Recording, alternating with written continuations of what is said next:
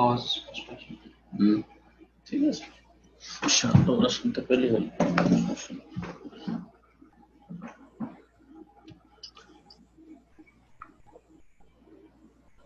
জি ইনশাআল্লাহ শেখ আলা আমরা শুনতে পাচ্ছি, আপনি শুরু করতে পারেন। জাযাকাল্লাহ খাইর।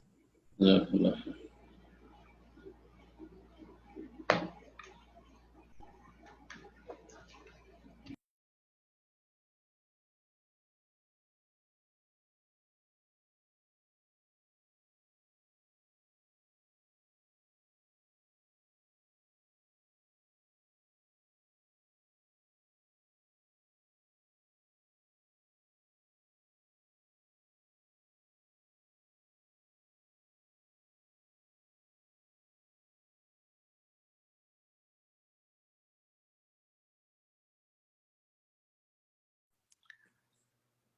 শেখ কি আমাকে শুনতে পাচ্ছেন আপনি?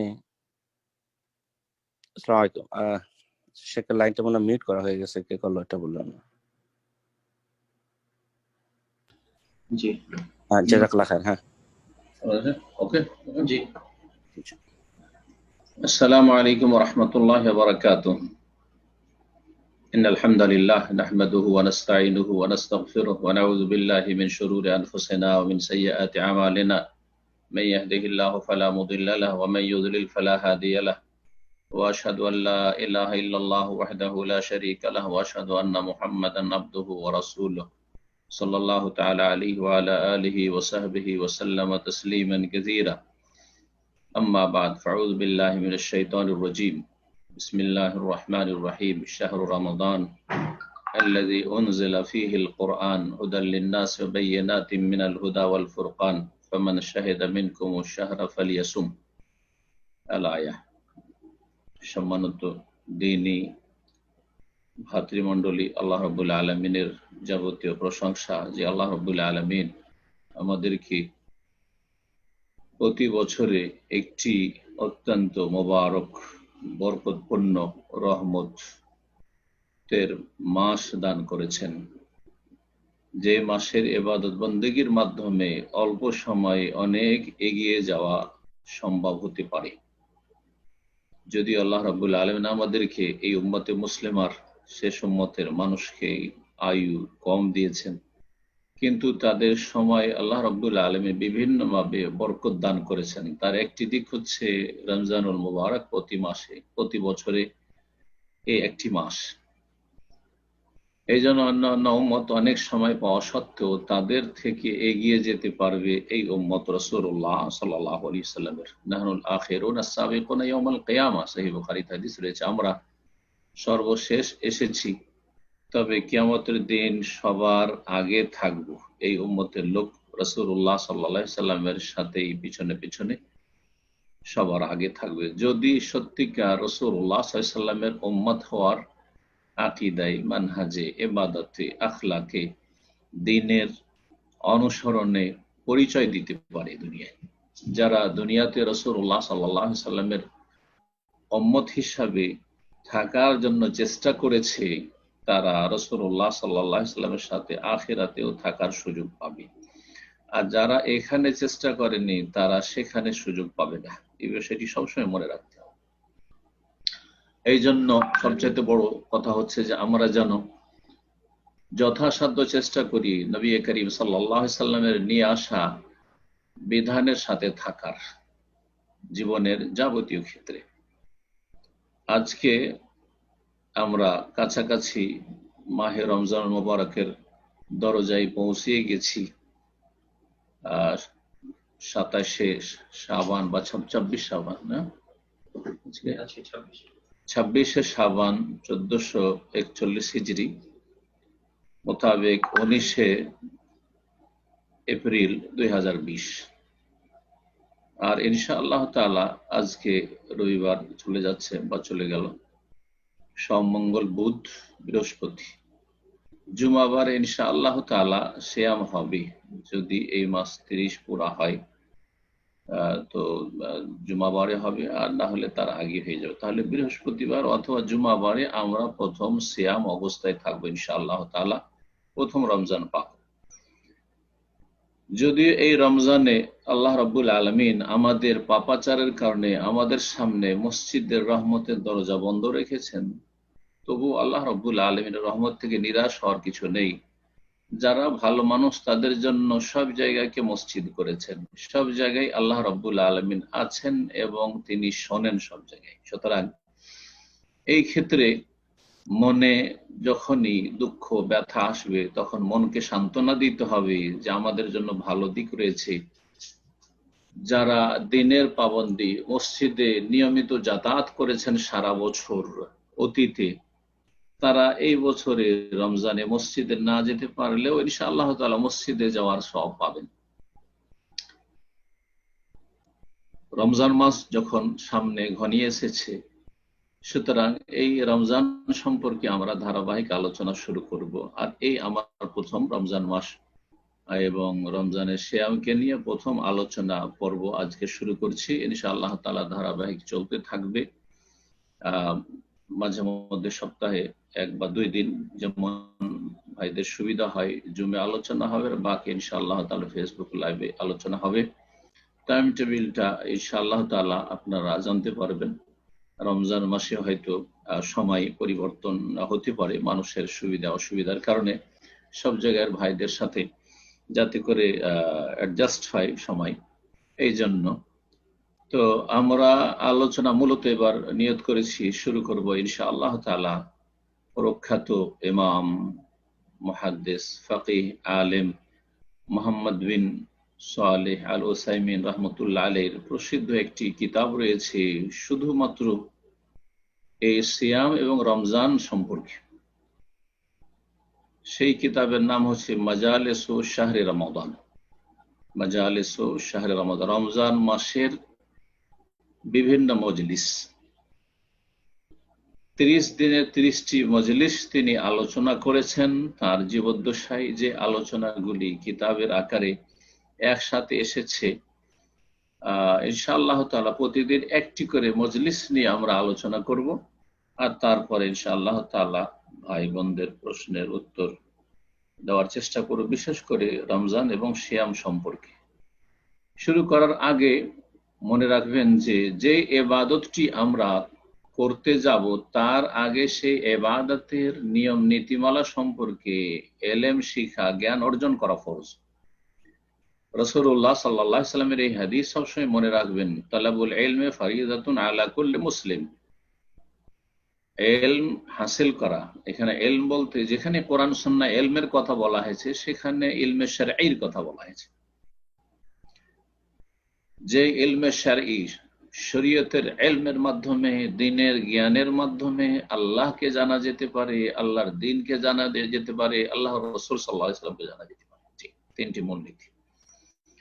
তালাবুল ইলমে, দ্বীনের জ্ঞান অর্জন করা ফরজ আলা কুল্লি মুসলিম, প্রত্যেক মুসলিমের উপর, সে নর হোক অথবা নারী হোক, দ্বীনের জ্ঞান অর্জন করা ফরজ।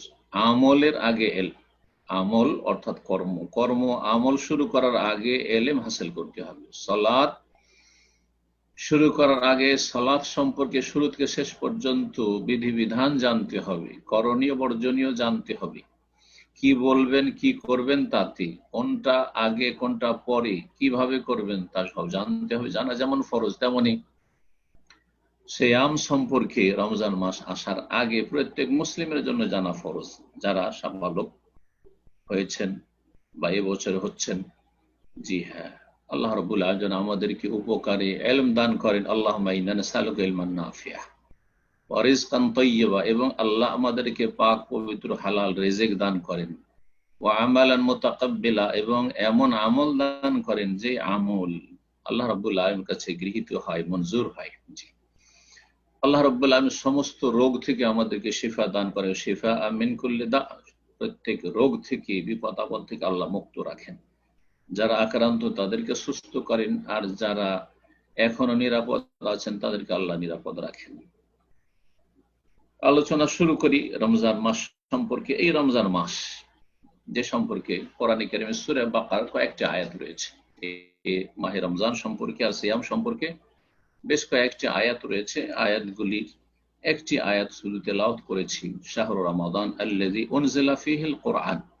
এই আয়াতে রমজান মাসের ফজিলতের দিকে ইঙ্গিত করা হয়েছে। কোরআন কারীমে সংক্ষেপে রমজান মাসের ফজিলত বা মহত্ব, তাতে যে গুণাগুণ রয়েছে সে সম্পর্কে আমাদেরকে জানানো হয়েছে। এই রমজান মাস হচ্ছে সম্মানিত মাস, একটি মহান একটি মৌসুম। এই মৌসুম হচ্ছে মহাপুরস্কারের মৌসুম। আল্লাহ রাব্বুল আলামিন এতে সার্বিক কল্যাণের দরজা সমূহ খুলে দেন আগ্রহীদের জন্য। এমন একটি মাস যেটি হচ্ছে বরকতের মাস, যেটি আল্লাহ রাব্বুল আলামিনের পক্ষ থেকে অনুগ্রহের মাস, রহমতের মাস, জি আল্লাহর দানের মাস। যে যত নিতে পারে রব্বুল আলামিনের কাছে, জি হ্যাঁ, নেকির দিক থেকে যা চাওয়া পাওয়া মানুষের মনের কামনা বাসনা রয়েছে দুনিয়া এবং আখিরাতের ক্ষেত্রে, সবকিছু পাওয়ার সুবর্ণ সুযোগ হচ্ছে এই মাহে রমজান। মহান আল্লাহ ইরশাদ করেছেন সূরা বাকারার, যে বলছিলাম আয়াত নম্বর 185, আল্লাহ রাব্বুল ইরশাদ করেছেন শাহরু রমাদান, রমজান এমন একটি মাস আল্লাযী উনজিলা ফীহিল কোরআন, যাতে আল কোরআন নাযিল করা হয়েছে, যাতে আল কোরআন নাযিল করা হয়েছে। এতটুকু কথা আল্লাহ বলেছেন। সাধারণভাবে যদি তরজমা অনুবাদ পড়েন তাহলে হ্যাঁ এতটুকু নলেজ হলো যে রমজান মাসে কোরআন নাজিল হয়েছে, মানে কোরআন নাজিল হওয়া শুরু হয়েছে, কোরআন নাজিল হওয়া শুরু হয়েছে। বা পুরো কোরআনে কারীম আল্লাহ রাব্বুল আলামিন লৌহে মাহফুজ থেকে সুরক্ষিত ফলক থেকে প্রথম আকাশে নামিয়ে দিয়েছেন, আর সেখান থেকে ফেরেশতা জিবরাইল আলাইহিস সালাতু সালাম যখন যখন নির্দেশ হয়েছে তখন রাসূলুল্লাহ সাল্লাল্লাহু আলাইহি ওয়াসাল্লামের কাছে কোরআনের ওহী নিয়েছেন ধারাবাহিকভাবে এই 23 বছরে। এতটুকু শুধু জানলাম যে রমজান মাসে কোরআন নাযিল হয়েছে, কিন্তু এটুকু উদ্দেশ্য নয়। উদ্দেশ্য হচ্ছে রমজান মাস এমন একটি মহত্বপূর্ণ মাস, এমন একটি ফজিলতের মাস, এমন একটি বরকত এবং আল্লাহর রহমতের মাস, যে মাসে আল কোরআন নাযিল হয়েছে। যে আল কোরআন হচ্ছে নূর, জি কোরআন কারীম হচ্ছে নূর, যা বিভিন্ন আয়াতে বলা হয়েছে। কোরআন কারীম হচ্ছে হুদান, হেদায়েত, দিক নির্দেশনা। কোরআন কারীম হচ্ছে বুরহান, ওয়াকাট্ট, দলিল, প্রমাণ। যে আল কোরআন দিয়ে অসংখ্য মানুষের অন্তরকে, জীবনকে, জীবনের বিভিন্ন দিককে আল্লাহ আলোকিত করেছেন, মুনাওয়ার করেছেন। বহু মানুষ এবং জিনকে আল্লাহ রাব্বুল আলামিন অন্ধকার সমূহ থেকে আলোর দিকে নিয়ে এসেছেন, জি লিইখরিজাকুম মিনাজ যুলুমাতি ইলান নূর। গুমরাহি, অন্ধকার অনেক রয়েছে, ভ্রষ্টতা, বিভ্রান্তি অনেক রয়েছে, সমস্ত বিভ্রান্তি থেকে মুক্ত করেছেন আল্লাহ রাব্বুল আলামিন এই কোরআন কারীমের মাধ্যমে। যে কোরআন এই রমজান মাসে নাজিল করেছেন আল্লাহ রাব্বুল আলামিন, এটি কি যেমন তেমন কথা হইল যে আল্লাহর রহমত হয়েছে তার সৃষ্টিকুল মানুষ এবং জিনের ওপর, যে তাদেরকে সঠিক পথ দেখায় এই রমজান মাসে। যদি এই আল কোরআন নাজিল না হইতো, চিন্তা করুন, প্রথম নাজিল হয়েছে মক্কাতুল মুকাররম, 1400 বছর আগে, জাহিলিয়াতের যুগে মক্কার মানুষদের কি অবস্থা ছিল, তাদের আকীদার, তাদের চরিত্রে, তাদের শিরক কুফরির, তাদের বর্বরতার কি অবস্থা ছিল। এমন কোন পাপ ছিল না যা তারা প্রকাশ্যে করতো না। জি, তাহলে মক্কার মতো জায়গার মানুষদের যদি তখন এই অবস্থা থাকে, তাহলে সারা বিশ্বের মানবতার কি অবস্থা ছিল। মানুষ পশুর চাইতেও নিচে নেমে গিয়েছিল। এই সমস্ত মানুষকে হেদায়েতের উদ্দেশ্যে আল্লাহ আল কোরআন নাজিল করেছেন যেই সময়টিতে, যখন আল্লাহর রহমতের দৃষ্টি পড়েছে মানব জাতির উপর, সেটা ছিল এই রমজান মাস। হুদাল লিন-নাস, এই কোরআন নাজিল করার উদ্দেশ্য হচ্ছে মানব জাতিকে হিদায়াত করা, মানব জাতিকে সঠিক পথ দেখানো। জি, কোরআনের উদ্দেশ্য একটি কথা আল্লাহ বলে দিয়েছেন। কোরআন কেন আল্লাহ নাজিল করেছেন? সমস্ত মানবতাকে সঠিক পথ দেখানোর জন্য। হুদাল লিন-নাস, তাদের থেকে যারা উপকৃত হয়েছে, লাভবান হয়েছে, তারা হচ্ছে মুত্তাকিন। সুতরাং সূরা বাকারার শুরুতে আল্লাহ বলেছে হুদাল লিল মুত্তাকিন, যালিকাল কিতাবু লা রাইবা ফিহি হুদাল লিল মুত্তাকিন, যেহেতু তারাই লাভবান। আর সমস্ত মানবতার জন্য আল্লাহ দিক নির্দেশনা করেছেন, হ্যাঁ আসমানি সিলেবাস পাঠিয়েছেন, কিন্তু তারা যেহেতু লাভবান হয়নি, সেই জন্য কখনো কখনো তাদেরকে আল্লাহ আউট করে দিয়েছেন। আর সবার উদ্দেশ্যে যেহেতু পাঠানো হয়েছে, সবাই তাদের থেকে লাভবান হতে পারে একটু চেষ্টা করলে, একটু মনোযোগী হইলে, সেজন্য হুদাল লিন-নাসও বলেছে। ওয়াবাইয়িনাতিম মিনাল হুদা, আবার কেউ কেউ বলতে পারে হয়তো, যেমন বিদাতি, আলেম সমাজের এই শিক্ষা যে কোরআন বোঝাটা চারটি কথা নাই, কোরআন যেমন তেমন লোকের বোঝার বিষয় নাই, এতগুলি এলেমের দরকার। কোরআন কি পড়বে, কোরআনের তর্জমা কি পড়বে, হাদিস কি বুঝবে? আল্লাহ বলছেন বায়্যিনাতিম মিনাল হুদা, সুস্পষ্ট হেদায়েত রয়েছে। কোরআনে যে হেদায়েত রয়েছে, কোরআন থেকে যে হেদায়েত পাওয়া যায় সেটা একেবারে স্পষ্ট, কোনো অস্পষ্টতা নেই, কোনো ঝামেলা নেই বুঝতে। ওয়াল ফুরকান, এবং কোরআন হচ্ছে হক আর বাতিলের মাঝে পার্থক্যকারী। ফুরকান এই জন্য কোরআনের আরেকটি নাম। কোরআন ভালো মন্দর মাঝে পার্থক্য করতে পারে। কোরআনের অনুসারী হলে আপনি ভালো হয়ে যাবেন, আর কোরআনের আদর্শ ছেড়ে অন্যদিকে গেলে আপনি বাতিলপন্থী হয়ে যাবেন। এর মাধ্যমে চিহ্নিত হবে যারা কোরআনের অনুসারী তারা হচ্ছে আহলুল হক, ওহীর অনুসারী, আর কোরআনের ব্যাখ্যা হচ্ছে রাসূলুল্লাহ সাল্লাল্লাহু আলাইহি ওয়াসাল্লাম। আর যারা কোরআন সুন্নাহর অনুসারী নয় তারা হচ্ছে আহলে বাতিল। এমন একটি মাস যাতে যেমন রয়েছে রহমত, তেমন রয়েছে আল্লাহ রাব্বুল আলামিন মাগফিরাত, মার্জনা, ক্ষমা, এবং তাতে রয়েছে ইতকুম মিনান নিরান, জাহান্নাম থেকে মুক্তি, ছাড় প্রাপ্তি।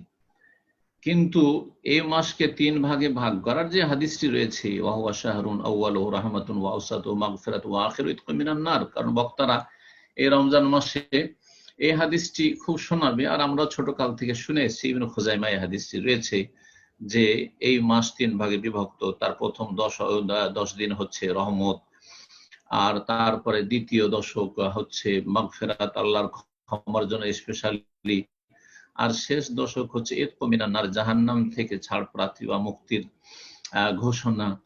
তো এইভাবে ভাগ করার হাদিসটি সহিহ নয়, যঈফ। সুতরাং আমরা বলবো পুরো রমজানই হচ্ছে রহমতের, পুরো রমজানে আল্লাহ রহমত হয়, এবং পুরো রমজানে আল্লাহ ক্ষমা করেন, এবং পুরো রমজানে আল্লাহ জাহান্নাম থেকে মুক্ত করেন। যেমন অন্য হাদিসে রয়েছে ওয়াযালিকা কুল্লা লাইলা ওয়ালিল্লাহি ওয়াতাকাও মিনান নার ওয়াযালিকা কুল্লা লাইলা। আল্লাহ রাব্বুল আলামিন প্রতি রাতে রমজান মাসের অসংখ্য মানুষকে জাহান্নাম থেকে আজাদ করেন, মুক্ত করেন। আর এটি শুধু বিশেষ সময় বা শেষ দশকে নয়, কুল্লা লাইলা, প্রতি রাতে, প্রত্যেক রমজানের রাতে আল্লাহ অসংখ্য মানুষকে জাহান্নাম থেকে নাজাত দান করেন।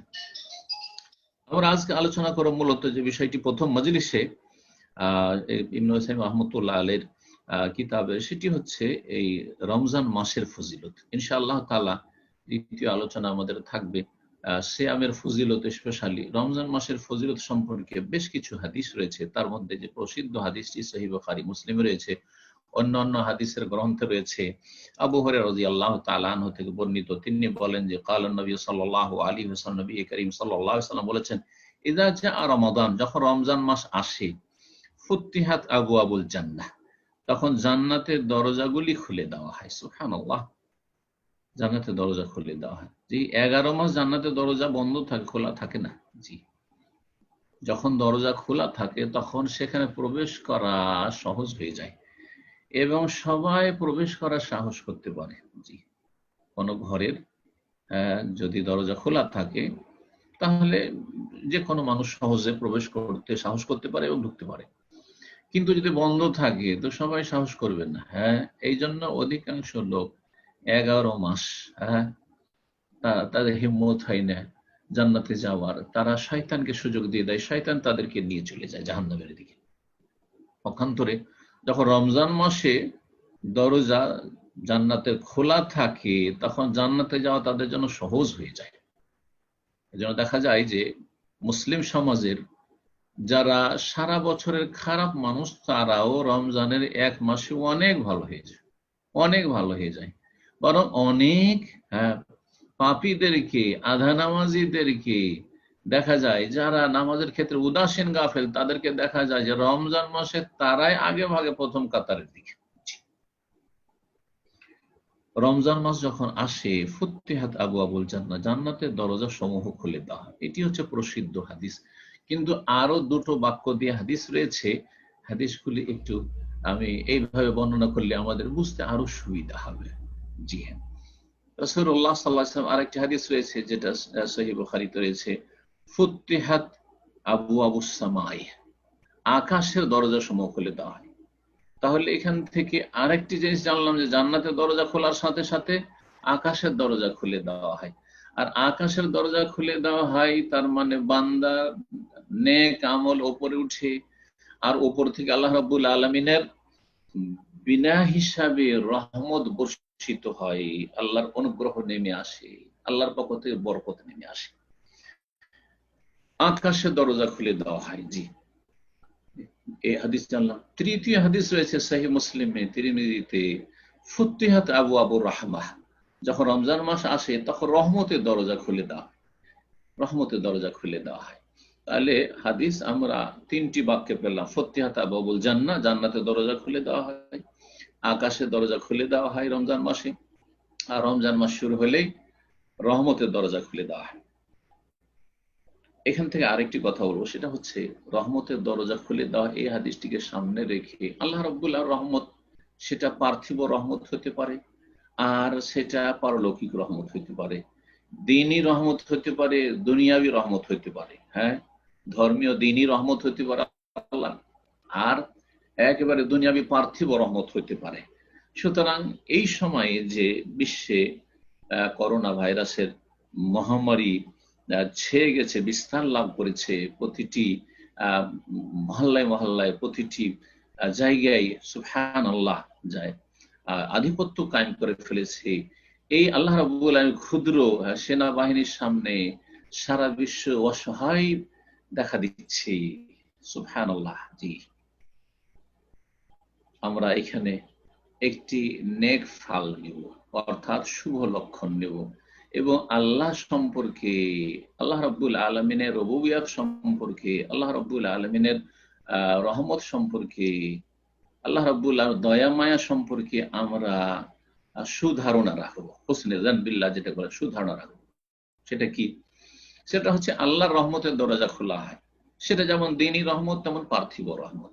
সেটা যেমন আখিরাতে পারলৌকিক রহমত, তেমনি দুনিয়াবী রহমত, পার্থিব রহমত। তাহলে পার্থিব রহমত যখন আল্লাহ দেবেন আমাদেরকে এই রহমত রমজান মাসে, তো আল্লাহর কাছে কি আমরা আশা রাখতে পারি না? এবং আমাদেরকে আশা রাখা উচিত হবে না যে আল্লাহর রহমতের দরজা রমজান মাসে খোলা হবে ইনশাআল্লাহ তাআলা। মুসলিম উম্মার উপর থেকে, মানব জাতির উপর থেকে করোনার ভাইরাস রমজান আসলে ইনশাআল্লাহ তাআলা চলে যাবে। আল্লাহর কাছে এটা ইয়াকিনের সাথে আমরা আশা রাখবো, ইনশাআল্লাহ বলে আশা রাখবো, কিন্তু ইনশাআল্লাহ সন্দেহমূলক নয়, বরং তাহকিকান। আরবরা বলেন যে ইনশাআল্লাহ দুই রকম। একটা হচ্ছে যে ইনশাআল্লাহ ভাই আপনাকে আমি এটা জিনিস দেব, তার মানে সন্দেহমূলক, চেষ্টা করব, আর আল্লাহ চাইলে দেব। জি, আর একটা হচ্ছে তাহকিকান, নিশ্চিত দেব, কিন্তু আল্লাহর নাম নিয়ে বললাম, নিশ্চিত এই কাজটি করব আমি। জি, যে কাজটিতে কোনো সন্দেহ নেই সেই কাজটি অবশ্যই করব। হ্যাঁ, যেমন আমি সালাতের সময় হচ্ছে, আমি সালাত আদায় করার জন্য যাব, ইনশাআল্লাহ আমি মসজিদে এখন যাব, কিন্তু ইনশাআল্লাহ মানে সন্দেহ আমি রেখে বলছি না, বরং আমি ইয়াকিনের সাথে বলছি যে আমি যাব ইনশাআল্লাহ। জি, তো আমরা কি এখানে আল্লাহ রাব্বুল আলামিনের রহমতের আশা রাখতে পারি না যে রমজানের যখন শুরু হবে, ইযা জা রমজান, যখন রমজান মাস আসবে, ফুতিহাত আবওয়াবুর রাহমাহ, রহমতের দরজা খুলে দেওয়া হবে। সুতরাং করোনা ভাইরাস হচ্ছে আল্লাহর গজব, আল্লাহর ক্রোধের বহিঃপ্রকাশ। করোনা ভাইরাস হচ্ছে আল্লাহ রাব্বুল আলামিনের পক্ষ থেকে উকুব বা শাস্তি। করোনা ভাইরাস হচ্ছে আল্লাহ রাব্বুল আলামিনের পক্ষ থেকে মানুষের জন্য পানিশমেন্ট। সুতরাং সেটা আযাব, গজবকে, ক্রোধকে, শাস্তিকে আল্লাহ রহমতে রূপান্তরিত করবেন, এবং এই বালা মুসিবত আল্লাহ মানব জাতির উপর থেকে উঠিয়ে নেবেন। উম্মাতে মুসলিমাকে আল্লাহ স্বস্তি দান করবেন, তাদেরকে রহমত দিয়ে ঢেকে নেবেন ইনশাআল্লাহ তাআলা।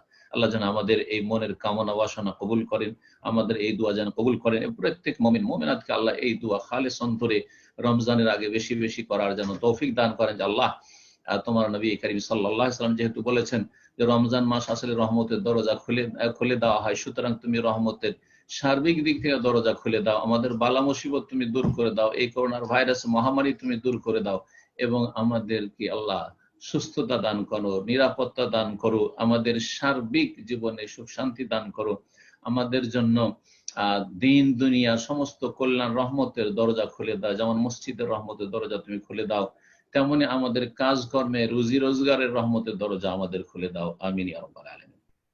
রাসূলুল্লাহ সাল্লাল্লাহু আলাইহি ওয়াসাল্লাম বলছেন, ওয়াগুল্লিকাত আবওয়াবুন নার, আর জাহান্নামের দরজা বন্ধ করে দেওয়া হয়। জান্নাতের দরজা খোলা হয় আর জাহান্নামের দরজা বন্ধ করে দেওয়া হয়। ওয়াসুফিদাতি শায়াতিন। আর 3 নম্বর ফজিলত হচ্ছে রমজান মাসে, যখন রমজান মাস আসে তখন শয়তানকে শেকলাবদ্ধ করে দেওয়া, শয়তানকে বেঁধে দেওয়া হয়, শয়তানকে বন্দি করে দেওয়া হয়। এখানে শুধু শায়াতিন বলা হয়েছে, অন্য যে বলেছে মারাদাতুল জিন, জি বিতাড়িত জিন, মারদুদ যেগুলো জিন, তার মানে যেগুলো খারাপ জিন।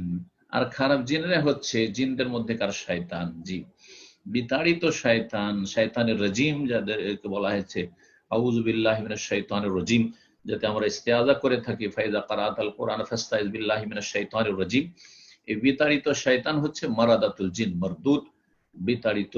এবং যারা বদমাশ জিন, যারা অবাধ্য এবং যারা মানব জাতির ক্ষয়ক্ষতি করে থাকে, মুমিন বান্দার দিন দুনিয়ার ক্ষতি করার চেষ্টা করে, প্রয়াস চালায়, এইরকম বদমাশ জিনদেরকে, শয়তানদেরকে বেঁধে দেওয়া হয়।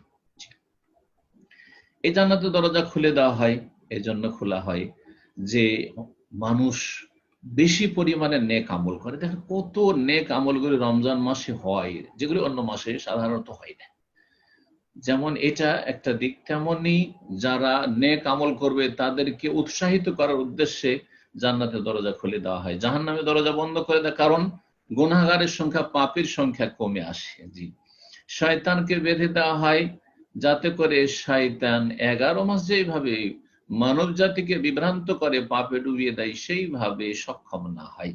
কিন্তু যারা 11 মাস শয়তানের গোলামি করেছে, তারা এই 1 মাস যদিও শয়তানকে শেকলাবদ্ধ করে দেওয়া হয়, বেঁধে দেওয়া হয়, তারপরেও ওইভাবেই চলতে থাকে, কারণ 11 মাসের বদ অভ্যাস থেকে অধিকাংশই মুক্ত হতে পারে না, যার ফলে রমজান মাসে অনেক খারাপ লোক মুসলিম সমাজে দেখা যায়।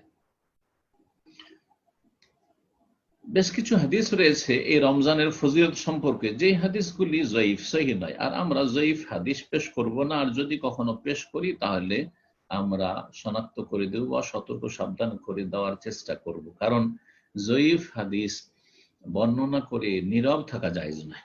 একটি মাসলা মনে রাখেন, দুর্বল হাদিস, অথেন্টিক যেগুলো নয়, সেই সব হাদিস পেশ করে নীরব থেকে গেলাম আর বয়ান করে চলে গেলাম, এটা কোনো মুসলিমের জন্য, কোনো আলেমের জন্য জায়েজ নাই। আর এইরকম জাল হাদিস জেনে শুনে বর্ণনা করা হারাম, জাল হাদিস বর্ণনা করে হারাম। আর যদি বর্ণনা করেন তো উদ্দেশ্য থাকতে হবে সতর্ক সাবধান করা, সতর্ক সাবধান করা। কিছু জয়ীফ হাদিস রয়েছে, তার মধ্যে একটি হাদিস মুসনাদ আহমদ আবু রাদিয়াল্লাহু তাআলা আনহু থেকে বর্ণিত রয়েছে, যাতে 5টি বৈশিষ্ট্য রমজান মাসে রয়েছে যা বর্ণনা করা হয়েছে। হাদিসটি জয়ীফ, হাদিসটি বাজ্জার এবং বাইহাকির কিতাবুস সওয়াবে রয়েছে, হাদিসটি জয়ীফ, কিন্তু আর মুসনাদ আহমদেও রয়েছে। কিন্তু হাদিসের মূল যে বিষয়বস্তু, তার অধিকাংশ অন্যান্য সহিহ হাদিস দ্বারা প্রমাণিত। তাতে একটি বিষয় বলা হয়েছে যে রমজান মাসে যারা রোজাদার, সাইম, সিয়াম পালনকারী, তাদের মুখের ঘ্রাণ আল্লাহর কাছে মৃগ নাভির যে মিস্ক আম্বার হয়, সুগন্ধি হয়, আতর হয়, তার চাইতে বেশি পাক পবিত্র এবং প্রিয়। দ্বিতীয় যে বিষয়টি উল্লেখ করা সেটা হচ্ছে মালায়েকা, ফেরেশতাগণ সারাদিন যারা সায়েমেন, রোজাদার, তাদের জন্য আল্লাহর কাছে ক্ষমা প্রার্থনা, ইস্তিগফার করতে থাকে সন্ধ্যা পর্যন্ত, ইফতার করা পর্যন্ত। তৃতীয় যে বিষয়টি বলা হয়েছে সেটা হচ্ছে আল্লাহ রাব্বুল আলামিন প্রতিদিন জান্নাতকে সাজান, সুসজ্জিত করেন, আর বলেন যে আমার নেক বান্দারা শীঘ্রই দুনিয়া থেকে আমার কাছে আসবে, আর আসার পরে তারা এই জান্নাত লাভ করবে, তাদের জন্য সাজানো হচ্ছে। 4 নম্বরে যে বিষয়টি উল্লেখ করা হয়েছে তাতে সেটা হচ্ছে বিতাড়িত, তুসাফাদু ফিহি মারাদাতু শায়াতিন, বিতাড়িত শয়তানকে শিকলাবদ্ধ করা হয়। সুতরাং ফালা ইয়াখলুসুনা ইলা মা কানু ইয়াখলুসুনা ইলাইহি ফি গায়রি, অন্য মাসে যে পাপগুলি করাতো বা যেভাবে বিভ্রান্ত করতে পারতো মানব জাতিকে, ওইভাবে আর বিভ্রান্ত করতে পারে না।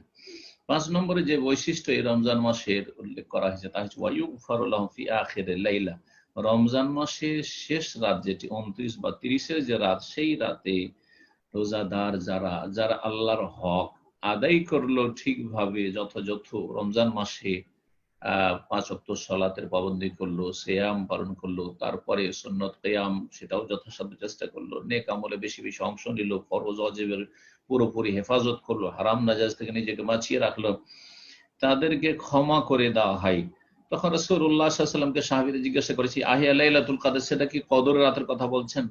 রাসূলুল্লাহ বলছেন, না, কদরের রাত তো আলাদা ফজিলত রাখে, কিন্তু এখানে নীতিমালা হচ্ছে ওয়ালাকিন্নাল আমিলা ইন্নামা ইউআফা আজরাহু ইযা কাযা আমালাহু। যে কোনো কর্মচারী যখন কাজ করে দিনের শেষে, দিন মজুর যারা করে দিনের শেষে বেতন পায়। জি হ্যাঁ, যে সারাদিন কাজ করলো তার প্রতিদান বেতন পেয়ে যায়। ঠিক তেমনি বান্দা যখন রমজান মাস গোটাটা নেক আমল করলো, শেষ রাতে তাদেরকে তার প্রতিদান দেওয়া হয়।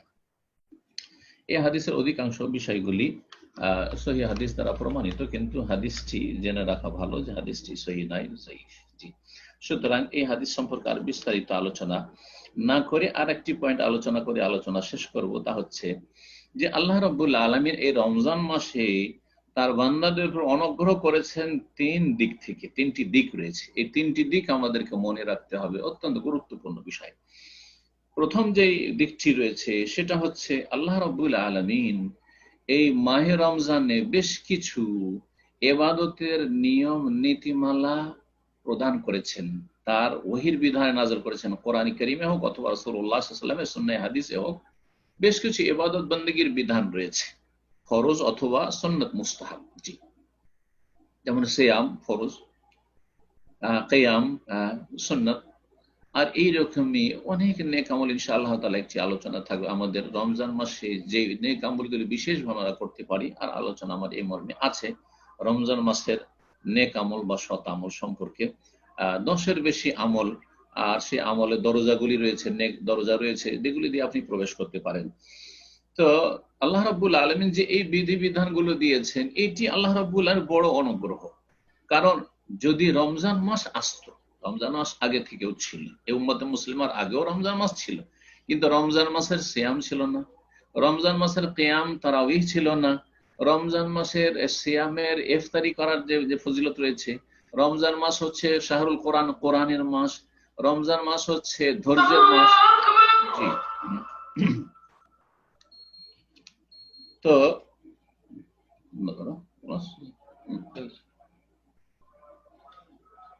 যে বিষয়টি বলছিলাম যে আল্লাহ রাব্বুল আলামিন এই রমজান মাসকে কেন্দ্র করে বেশ কিছু নেক আমলের বিধিবিধান যে প্রণয়ন করেছেন তার শরীয়তে, যার মাধ্যমে আমাদের গুনাহ খাতা মাফ হয়, আমাদের মর্যাদা উঁচা হয় যারা আমলকারী তাদের, এবং তারা মহাপুরস্কার আল্লাহর পক্ষ থেকে লাভ করতে পারবে, যার মাধ্যমে দুনিয়ায় এবং আখিরাতে সুখী হতে পারবে।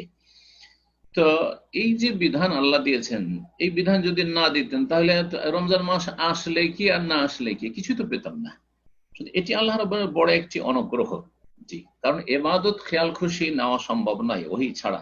আল্লাহ রাব্বুল আলামিন যে ওহী নাযিল করেছেন এই রমজান মাস সংক্রান্ত বিধিবিধানের ক্ষেত্রে, আর যার মাধ্যমে আমরা রমজান মাসের অনেক নেক আমল পেয়েছি, এটি আল্লাহর পক্ষ থেকে বড় একটি অনুগ্রহ যা মানব জাতিকে আল্লাহ দান করেছেন, আর বিশেষভাবে উপকৃত যারা মুসলিম ভাই বোন। দ্বিতীয় যে বিষয়টি সেটা হচ্ছে আল্লাহ রাব্বুল আলামিন বহু মুমিন মুমিনাতকে আল্লাহ রাব্বুল আলামিন এই মাহে রমজানের নেক আমলের শক্তি সামর্থ্য দিয়েছেন, তৌফিক। প্রথমটি ছিল আল্লাহর পক্ষ থেকে শরীয়তের বিধিবিধানের প্রণয়ন, আল্লাহ এই শরীয়ত দান করেছেন। তো শরীয়তের মাধ্যমে আমরা জ্ঞান পেলাম যে রমজান মাসে অনেক কিছু আমরা লাভ করতে পারি। দ্বিতীয় যে বিষয়টি যে এখন মন মানসিকতা তৈরি করা, রমজান মাসে অনেক নেক আমল করার তৌফিক, শক্তি সামর্থ্য, মানসিক শারীরিক শক্তি, মানসিক শক্তি, ইমানি শক্তি, তারপরে পারিপার্শ্বিক শক্তি। কারণ অনেকে চিন্তা করুন, একজন মানুষ পবিত্র জায়গায় মসজিদে সবসময় থাকে, একজন মানুষ মক্কাতুল মুকাররমায় আল্লাহর ঘরের প্রতিবেশী জারুল্লাহ, একজন লোক মসজিদে নববীর পাশে থাকে, আরেকজন লোক কোথায় দূরে থাকে, একজন লোক মসজিদের আজান নিজেই দেয় অথবা মসজিদের আজান 5 বার শুনতে পায়, আরেকজন শুনতেই পায় না, মসজিদই খুঁজে পায় না। সমান কি? একজন মুসলিম পরিবেশে অনুকূল পরিবেশে থাকে, আরেকজন অমুসলিম পরিবেশে থাকে, সমান কি? তাহলে এটা হচ্ছে আল্লাহর তৌফিক। তো আল্লাহ রাব্বুল, তারপরে অনেকে হতভাগা আছে মসজিদের কাছে মক্কাতুল মুকাররমে থাকে, মদিনা মুনাওয়ারায় থাকে, কিন্তু হতভাগা, বেদিন, বেনামাজি, পাপী, পাপে ডুবে আছে। রমজান মাস চলে গেল, আসলো আর গেল, কিছুই টের পেল না, হতভাগা, আমার দুধ হয়ে গেল। ওর চাইতে অনেক দূরে যারা আছে, কিন্তু আল্লাহ তাদের ঈমানই তৌফিক দিয়েছেন, ভালো। তাহলে এই সার্বিক দিক থেকে যে আল্লাহ তৌফিক দান করেছেন আমাদেরকে, আর যেসব ভাই বোনদেরকে আল্লাহ তৌফিক দান করেছেন রমজান মাসে নেক আমলের, এটি আল্লাহর পক্ষ থেকে বড় দ্বিতীয় অনুগ্রহ। যদি আল্লাহ এই সাহায্য না করতেন আর এই তৌফিক না দিতেন, তাহলে আমাদের পক্ষে তা সম্ভব ছিল না। আমাদের ভাই বেরাদর, আত্মীয় স্বজন প্রত্যেকের আছে যারা পাপের জীবন যাপন করছে, ডানে বামে অনেকে বাস করছে, প্রতিবেশী অনেকে জীবন যাপন করছে, দুনিয়ার সুখ অনেক পেয়েছে ক্ষণিকের জীবনে, কিন্তু দিনের ক্ষেত্রে বঞ্চিত, মাহরুম। আলহামদুলিল্লাহ যে আমরা ভালো আছি, আলহামদুলিল্লাহ আফানা মিম্মা ইবতালাহুম বিহি ওয়া ফাদ্দালানা আলা কাসীরিম মিম্মান খালাকা তাফদীলা। আল্লাহ রাব্বুল আলামিন তাই সূরা হুজুরাতের আয়াত 17 তে ইরশাদ করেছে, ইয়ামুন্নুনা আলাইকা আন আসলামু, আরে নতুন নতুন মুসলিম হয়ে বা কেউ একটু হেদায়েত হয়ে, হে নবী তোমার কাছে এসে সে অনুগ্রহ প্রকাশ করছে যে আমি অনেক বড় কাজ করে দিয়েছি, আমি অনেক উপকার করেছি ইয়া রাসূলুল্লাহ, যে আমি মুসলিম হয়েছি। আরে এটা ইসলাম আর মুসলিমের উপকার করনি, আর তুমি তোমার রসুলের উপকার করনি, আল্লাহর কোনো উপকার করনি। কুল্লা তামান্নু আলাইয়া ইসলামাকুম, তোমাদের ইসলাম গ্রহণ বা তোমাদের ইসলামের পাবন্দি করে আল্লাহর উপর অনুগ্রহ করেছো, এই কথা বলিও না, এটা ভুল কথা। বালিল্লাহু ইয়ামুন্নু আলাইকুম, বরং আল্লাহ তোমাদের উপর ইহসান করেছেন, অনুগ্রহ করেছেন, এটি আল্লাহর ইহসান। আন হাদাকুম লিল ঈমান, যে তোমাদেরকে আল্লাহ ঈমানের রাস্তা দেখিয়েছেন। আমাকে আপনাকে যদি মুসলিম পরিবারে আল্লাহ সৃষ্টি না করতেন, যদি আল্লাহ প্রতিকূল পরিবেশে রাখতেন, আমাকে যদি দিনের জ্ঞান না দিতেন, দিনের প্রতি আমল করার মতো মন মেজাজ না দিতেন, দিনই পরিবেশ আল্লাহ না দিতেন, তাহলে কোথা থেকে আমি পেতাম? তো বালিল্লাহু ইয়ামুন্নু আলাইকুম, আল্লাহর বড় ইহসান তোমাদের উপর রয়েছে, আন হাদাকুম লিল ঈমান ইন কুনতুম সাদিকিন, তোমরা যদি সত্যবাদী হও, একটু চিন্তা করে দেখো যে আল্লাহ তোমাদেরকে ঈমানের রাস্তা দেখিয়েছেন। তো আল্লাহ যে আমাদেরকে ঈমান এবং নেক আমলের রাস্তা দেখিয়েছেন, আগে থেকে প্রস্তুত হয়ে আছে, মানসিক দিক থেকে, শারীরিক দিক থেকে, যে রমজান মাসে এই করব, এই করব, এই নেক আমল করব, এই নেক আমল করব, সুযোগ এই আমার জীবনে আলহামদুলিল্লাহ আবার একটি রমজান পেলাম। তো এটি আল্লাহর ইহসান, এমন মানসিকতা এবং সার্বিক দিক থেকে তৌফিক, এটি আল্লাহর ইহসান। তৃতীয় যে বিষয়টি, আর সেটা দিয়ে শেষ করব, সেটা হচ্ছে যে আল্লাহ রাব্বুল আলামিনের তৌফিকের পরে আল্লাহ রাব্বুল আলামিন যে রমজান মাসে নেক আমল করলে এত মহা পুরস্কার দিবেন বা দিয়ে থাকেন, এটিও আল্লাহর অনুগ্রহ। যদি আল্লাহ না দিতেন, অন্য অন্য মাসে যে ফজিলত আছে সেটাই তুমি পাবে, হ্যাঁ, তাহলে করার কিছু ছিল না, তাহলে আল্লাহ রাব্বুল আলামিন যে রমজান মাসের ইবাদত বন্দেগীর উপর স্পেশালি যে আল্লাহ বহু গুণে পুরস্কার দিয়ে থাকেন, বহু গুণে বর্ধিত করে নেকি দিয়ে থাকেন, এটি আল্লাহর বড় ইহসান। জি, এক তো যে হাদিসে কুদসিতে রয়েছে, ইনশাআল্লাহ তাআলা আজকে সে হাদিসে কুদসি নিয়ে আসছে না, কিন্তু সেদিকে ইঙ্গিতটা করি কারণ এই বিষয়ের সাথে সম্পর্কিত। সেটা হচ্ছে যে একটি নেকি করলে আল হাসানাতু বিআশারি আমসালিহা, 10 গুণ হয়, আর 10 গুণ সেটা 700-তে চলে যায়, ইলা সাবিমিয়াতি যায়ফিন, 700 পর্যন্ত যায়, আর ইলা আযাফিন কাসীরা, আর সেটা অনেকের জন্য বহু গুণে, 700-র উপরেও বহু গুণে বর্ধিত হতে পারে।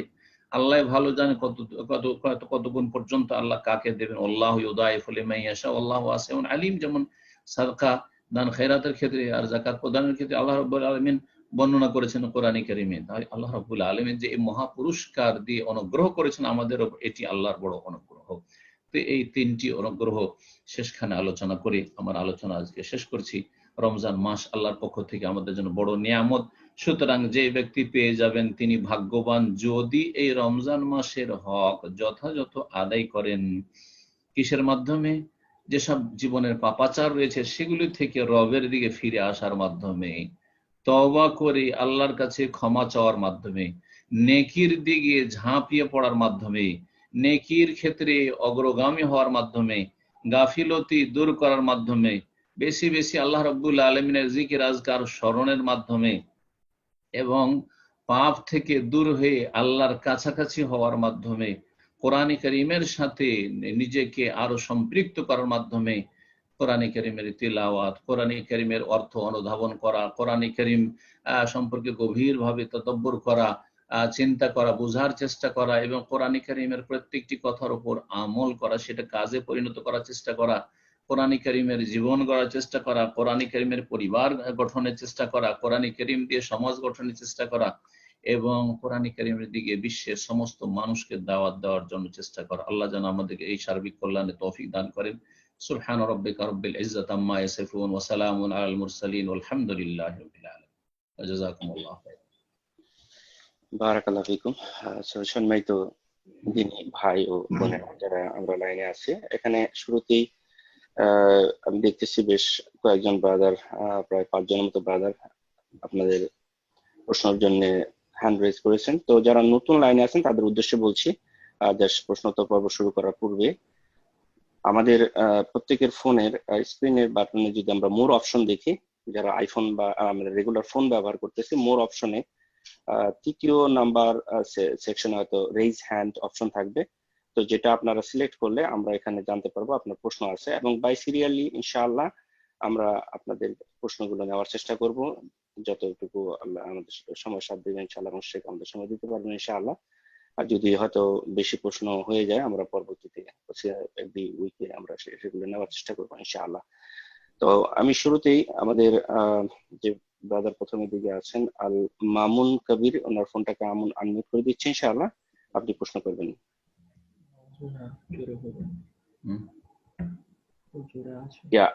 আল মামুন কবির ভাই, আপনার ফোনটা আনমিউট আছে, আপনি প্রশ্ন করতে পারেন। জাযাকাল্লাহ খাইরান।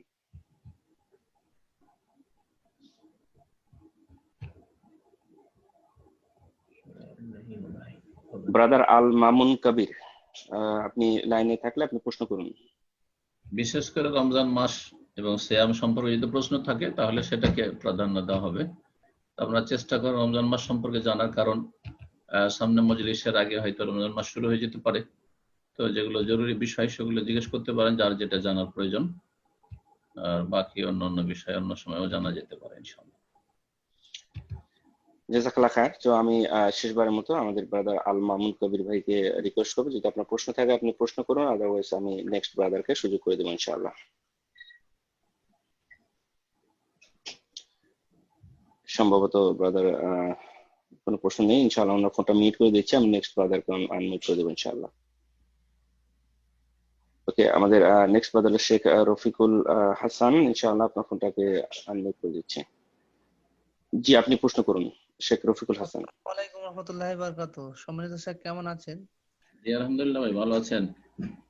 আমার প্রশ্নটা এক তিনি ভাই প্রশ্ন করেছে, সে নিয়ত করেছিল যে ইতিকাফ রাখবো, কিন্তু এখন যে মহামারীর পরিস্থিতিতে ফরজ নামাজ তো বাড়িতে পড়তে হচ্ছে, এই বিষয়ে আপনার সাজেশন চাচ্ছি। ইতিকাফের নিয়ত করেছিল, মান্যত তো করেনি। না মানত না, এই বছর রাখবে এই নিয়ত। নিয়ত তো আমাদের সবার ভালো কাজের নিয়ত আছে, অধিকাংশ ভালো মানুষদের ভালো কাজের নিয়ত আছে।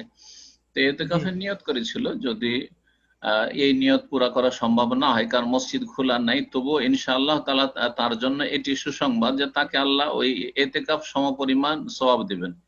কিন্তু তাই বলে বাসাতে বা বাড়িতে ইতিকাফ করা চলবে না, কারণ কোরআনে কারিমে আল্লাহ রাব্বুল আলামিন যে আয়াতগুলো রয়েছে রমজান সিয়াম সংক্রান্ত, তাতে বলেছেন ওয়ালা তুবাশিরুনা ওয়া আনতুম আকিফুনা ফিল মাসাজিদ। তোমরা যখন মসজিদে ইতিকাফ অবস্থায় থাকবে তখন তোমরা স্ত্রী স্পর্শ করবে না, বা তাদের সংসর্গে যাবে না। তো কথা হচ্ছে যে এখান থেকে বোঝা যায় যে ইতিকাফ আকিফুনা ফিল মাসাজিদ, মসজিদ ছাড়া ইতিকাফ হয় না। জি, সুতরাং এই বাড়িতে যে ইতিকাফ মহিলারা অনেকে করে, এটা ভুল, বিদআত, সহি নয়। জি, এই ইতিকাফ করবেন না। জি, মসজিদে নিরাপদ করবেন, আর না হলে করবেন না। ইনশাআল্লাহ নিয়ত থাকলে ইনশাআল্লাহ সওয়াব পাবেন। জি, জাযাকাল্লাহ খায়ের। সো ইনশাআল্লাহ নেক্সট ফোন আনমিউট করছি আমাদের ব্রাদার কামরুজ্জামান, আপনি প্রশ্ন করুন। আসসালামু আলাইকুম ওয়া রাহমাতুল্লাহ। ওয়া আলাইকুম আসসালাম ওয়া রাহমাতুল্লাহি ওয়া বারাকাতুহু। কেমন আছেন? জোরে বলেন।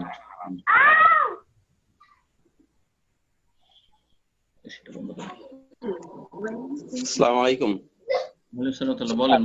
অন্য বিষয়ের প্রশ্ন ছিল, আমি কি করব না অন্য ব্রাদারকে ছেড়ে দিব? করেন, সমস্যা নেই, করেন। জি, আমি দুইটা হাদিসের বিষয়ে একটু ক্লিয়ার হতে চাচ্ছিলাম, যেটা এই মহামারীর যে হাদিস, মক্কা মদিনায় কোনো মহামারী এবং দাজ্জাল ঢুকতে পারবে না। তো এখানে এতদিন শুনে আসছিলাম এটাই, কিন্তু কিছুদিন আগে একটা লেকচারে শুনলাম যে ওইখানে একটা তাউন শব্দ অ্যাড করা আছে। তাউন শব্দটা হতে পারে একটা বিশেষ মহামারীর কথা বলা হয়েছে। হ্যাঁ, গত সপ্তাহে একটা লাইভ আলোচনা তো আমার আছে, বিস্তারিত আলোচনা করেছে ওখানে। আজকে সংক্ষেপে বলছি যে রাসূলুল্লাহ বলেছেন যে মদিনায়, আর আরেক হাদিসে আছে মক্কাতেও। আমরা দুই হাদিসকে মিলালে আমরা জানতে পারি যে মক্কা মদিনায় লা ইয়াদখুলুহা তাউন ওয়া দাজ্জাল, তাউন এবং দাজ্জাল প্রবেশ করবেন না। তাহলে তাউনটা কি? তাউনের অন্তর্ভুক্ত কি এই করোনার ভাইরাস বা কলেরা বা ডায়রিয়া? হ্যাঁ, কথা বোঝা গেছে? এগুলি কি তাউন? না, এগুলো তাউন নয়। তাউন হচ্ছে বিশেষ ধরনের, আরবি ভাষা তাউন হচ্ছে বিশেষ ধরনের প্লেগ বা মহামারী। মহামারী যেটা বাংলায় বলছি সেটা আরবি কিন্তু তাউন না, সেটা আরবি হচ্ছে ওবা। ওবা, ওবা মানে যে কোনো মহামারী যাতে অনেক লোক মারা যাওয়ার সম্ভাবনা থাকে। আর তাউন হচ্ছে খাস ধরনের, বিশেষ ধরনের আপনার মহামারী, যেটা মাঝে মধ্যে হয়ে থাকে। আর সেটা আরেকটি হাদিস সেখানে আমি মেনশন করেছি, সেটা হচ্ছে শয়তানের, জিনের আঘাতে, বদমাইশ জিনের আঘাতে হয়ে থাকে, আঘাত করে মানুষকে, তাতে হয়ে থাকে। জি, তো ওটা মদিনায় প্রবেশ করবে না, ওটা মদিনায় প্রবেশ করবে না। সেটা এক ধরনের ফোড়া হয় যা অত্যন্ত যন্ত্রণাদায়ক, বেদনাদায়ক হয়, কষ্টদায়ক হয়, আর তাতে মানুষ খুব বেশি হারে মারা যায়। যেমন ওমর রাদিয়াল্লাহু আনহু খেলাফত আমলে শাম দেশের অধিকাংশ লোকই মারা গিয়েছিল। জি, তাউন আমওয়াস বলে যেটা প্রসিদ্ধ রয়েছে, সেই তাউন মদিনায় প্রবেশ করবে না। কিন্তু করোনা ভাইরাস বা অন্য কিছু হ্যাঁ, হ্যাঁ প্রবেশ করতে পারে, ওবা হবে। মদিনায় ওবা ছিল, তারপরে ওখানে সহিহ বুখারীতে বেশ কিছু হাদিস রয়েছে, আবু বকর সিদ্দিক এবং বেলাল রাদিয়াল্লাহু তাআলা আনহু যখন হিজরত করে আসলেন, তখন মদিনা সম্পর্কে বলা হয়েছে কানাত আওবা আরদিল্লাহ, আল্লাহর জমিনের সবচাইতে বেশি ওয়াবার জায়গা ছিল। তাহলে বোঝা গেল যে মদিনাতে আগেও ওবা ছিল। রাসূলুল্লাহ সাল্লাল্লাহু আলাইহি ওয়াসাল্লাম যখন দেখলেন যে মুহাজিররা অধিকাংশ এসে অসুস্থ হয়ে যাচ্ছেন, এখানকার আবহাওয়া তাদের জন্য অনুকূলে হচ্ছে না, দোয়া করেছিলেন যে আল্লাহ মদিনার আবহাওয়া ভালো করে দাও, সাহহা, আর এখানকার যে জ্বরে আক্রান্ত হয়ে যাচ্ছে আমার মুহাজির সাহাবীরা, ওয়ানকুলহা ইলাল জুহফা, জুহফায় সেটাকে স্থানান্তরিত করে দাও। সেই জুহফায় তখন কোনো মুসলিম বসবাস করতো না, যেটা বর্তমান রাবেগ জায়গার নাম।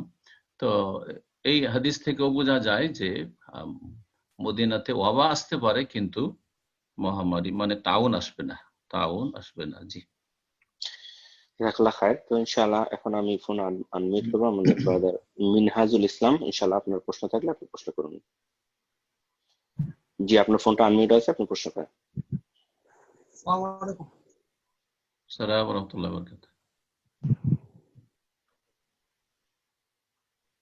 বলুন।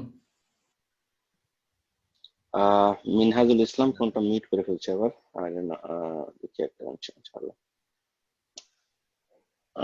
আসসালামু আলাইকুম। ওয়ালাইকুম আসসালাম ওয়া রাহমাতুল্লাহ। বলেন। আমি মিনহাজুল ইসলাম বলছি। আচ্ছা আচ্ছা, মাশাআল্লাহ, ভালো আছেন? জি জি আলহামদুলিল্লাহ। ভাগ্যবান, কত বছর হজ করে ফেলেছেন।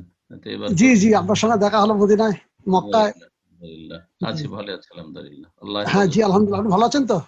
জি আলহামদুলিল্লাহ। জি বলছিলাম, আমাদের এখানে অনেকে চিন্তা ভাবনা করেছে যে তারাবির নামাজ একটা সামনের ছাদেতে ইমাম সাহেব থাকবে আর পেছনে ছাদেতে সব মুসল্লিরা থাকবে, এইভাবে কি চলবে? এখন মাসলা জানেন যে তারাবির বেশি গুরুত্ব না ফরজ সালাতের বেশি গুরুত্ব? হ্যাঁ সেই তো আমার বলছি সাহেব। এখানে ফরজ সালাতের গুরুত্ব বেশি, ফরজ সালাতের জামাতের গুরুত্ব বেশি। আর ফরজ সালাত আমরা বাড়িতে পড়ছি, আর যারা আগে থেকে জি নামাজি তারা তো সমান নাকি 27-25 গুণ পাচ্ছি আমরা, কথা জি বুঝতে জি পেরেছেন? তো আলহামদুলিল্লাহ, সুতরাং তারাবির জন্য জামাত করাটা ঠিক হবে না যদি মহামারী এই অবস্থায় থাকে। জি, ভাইরাস করোনার যদি এই অবস্থায় থাকে তাহলে এটা ঠিক হবে না। না, ওনারা কি চিন্তা ভাবনা করেছেন সাহেব যে ওরা ছাদে পড়বে, এটা কি চলবে? হ্যাঁ, ছাদে একটা ছাদে পড়বে। মাইক খাটাবে, অনেক ছাদে মাইকটা লাগাবে। কিন্তু মুসল্লিরা যখন দাঁড়াবে সেখানে এই সামাজিক যেটা দূরত্ব বজায় রাখতে বলা হচ্ছে, বুঝছেন আজকালকার ভাষা যেটা মেডিকেলের ভাষা, তো সোশ্যাল ডিস্টেন্স যেটা সামাজিক দূরত্ব বহাল রাখতে বলা হচ্ছে, সেটা কি থাকবে থাকবে না। তারপরে দেখেন, আপনি আপনার পরিবার নিয়ে আছেন, নিরাপদ আছেন, কিন্তু যখন আর অন্যান্য পরিবারের সদস্যের সাথে মিশবেন, হতে পারে তাদের থেকে সেটা সংক্রমণ করে আসতে পারে, এই সম্ভাবনা তখন বেড়ে যাবে। সুতরাং মহামারী যতক্ষণ পর্যন্ত আয়ত্তে না আসছে এইভাবে জামাত করাটা ঠিক হবে না। জি, জাযাকাল্লাহ খায়ের। তো আমি ব্রাদার ফোনটা মিউট করে দিয়েছিলাম কারণ অনেক ব্রাদার প্রশ্ন করবেন, সিরিয়ালে আছে ইনশাআল্লাহ। তো আমি পরবর্তী ব্রাদারের ফোন আনমিউট করে দিচ্ছি। এমডি নাইমুল্লাহ, আপনি প্রশ্ন করবেন ইনশাআল্লাহ। জি, আপনি প্রশ্ন করুন। আসসালামু আলাইকুম রহমতুল্লাহ। বলুন। জি শেখ, আমি এর আগেও আপনাকে প্রশ্ন করেছিলাম একটা, তো এখন আমি যেহেতু রমজান মাস চলছে, তো এই মুহূর্তে রমজান মাসের বিষয়ে আমারও ওই সেম প্রশ্ন, যে কোনো মানুষ যদি চায়, তারা যেমন বাড়িতে বা আরো মানে তাদের এলাকার বাইরে যেগুলো আর কি জমাতবদ্ধ নামাজ 4 জন 6 জন 10 জন এভাবে হচ্ছে যেটা, তো সেই ক্ষেত্রে তারা কি ওই সেম প্রশ্ন আমারও বাবুল ভাইয়ের মতো, উনি আমাদের একজন সিনিয়র ব্যক্তি, আমার পরিচিত খুবই কাছের লোক, তো উনি যেভাবে বললো আমিও বলতে চাই যে এইভাবে কি জমাতবদ্ধ তারাবি আমরা করতে পারবো নিজেদের পাড়াতে 10 জন 8 জন এরকম মিলে? নিজের পরিবারের সদস্যদের নিয়ে জামাত করেন, তাহলে নিরাপদ থাকবেন। কারণ আপনার পরিবারের সদস্যরা কোথায় যাচ্ছে না যাচ্ছে সেটা আপনার জানা আছে, কিন্তু বিভিন্ন পরিবারের লোকেরা একসাথে যখন হবেন তখন সেখানে রোগ বেড়ে যাওয়ার আশঙ্কা আছে। কথা বুঝতে পারছেন? সুতরাং নিরাপত্তার খেয়াল রেখে এই জিনিসটা করেন, এটা আমাদের পরামর্শ। বাকি কেউ যদি ঝুঁকি নেই তো তাদের ব্যাপার, যেমন জানা যায় ঝুঁকি নিল কিছু ভাইয়েরা, আল্লাহ হিদায়াত করুক সবাইকে। জি, জাযাকাল্লাহ খায়ের। তো আমি এই মুহূর্তে ফোন আনমিউট করব, যার নাম আছে এমডি আইফোন। অ্যাকচুয়ালি ওনার ফোনের ইয়াটা আইকন দেওয়া আছে। ইনশাআল্লাহ আপনি প্রশ্ন করবেন। জি, আপনি প্রশ্ন করুন। জি, আসসালামু আলাইকুম রহমতুল্লাহ বরকত। জি বলেন। আচ্ছা, আমি যে প্রশ্নটা করতাম অবশ্য উত্তর পেয়ে গেছি। মানে বাসায় ফ্যামিলি নিয়ে তারাবি পড়ার জন্য আমার ছেলেটা এবার হাফেজ হয়েছে, তাই ও তারাবি মসজিদে পড়ানোর কথা ছিল। আমি নিউ ইয়র্ক থেকে বলছি। জি, তো যেহেতু এটা পারবো না, ও বাসায় আমাদের ফ্যামিলি নিয়ে পড়াইতে পারবে। আমি উত্তরটা তো পেয়ে গেছি অলরেডি। আমার ছেলে ইনশাআল্লাহ, আমার তৃতীয় ছেলে আছে ইনশাআল্লাহ হাফেজ। আমরা সব বাসাতে জামাত করছি আর বাসাতে তারাবি পড়বো ইনশাআল্লাহ। আপনাকে আলহামদুলিল্লাহ। আরেকটা প্রশ্ন হুজুর, যে আমরা অনেকেই নিউ ইয়র্কে তো ব্যাংক থেকে টাকা নিতে হয়, বাড়ি কিনতে পারি না। তো বাফেলো আমাদের অনেকেই কম পয়সায় কিছু বাড়ি কিনছি, কেউ একটা দুইটা। তো ওইটা ওখানে ভাড়া আর কি। তো এখন ওইটা কিভাবে জাকাত দিব? ভাড়ার টাকা অথবা ইনভেস্ট যা হয়েছে এটা? না, যেটা আপনি বাড়ি কিনে ফেলেছেন তাতে জাকাত লাগবে না। বাড়িতে যখন লেগে গেছে স্থাবর কোনো সম্পদে, জমি জায়গা অথবা বাড়িতে, যেটা বিজনেস পারপাস নয় বরং বসবাস অথবা আবাদ করে খাওয়া জমি, এইরকম জায়গায় কোনো বা এরকম বাড়িতে কোনো জাকাত নেই। ওখান থেকে যা উপার্জন হয়ে আসবে, ভাড়া যেটা কালেকশন হয়ে আসবে, সেটা যদি খেয়ে দিয়ে বাঁচে বছরে একবার জাকাত দেবে। জাযাকাল্লাহ খায়ের। তো ইনশাআল্লাহ এই মুহূর্তে ফোন আনমিউট করব। আইফোন আইকনে লেখা আছে, আপনি প্রশ্ন করবেন। জি, আপনি প্রশ্ন করুন।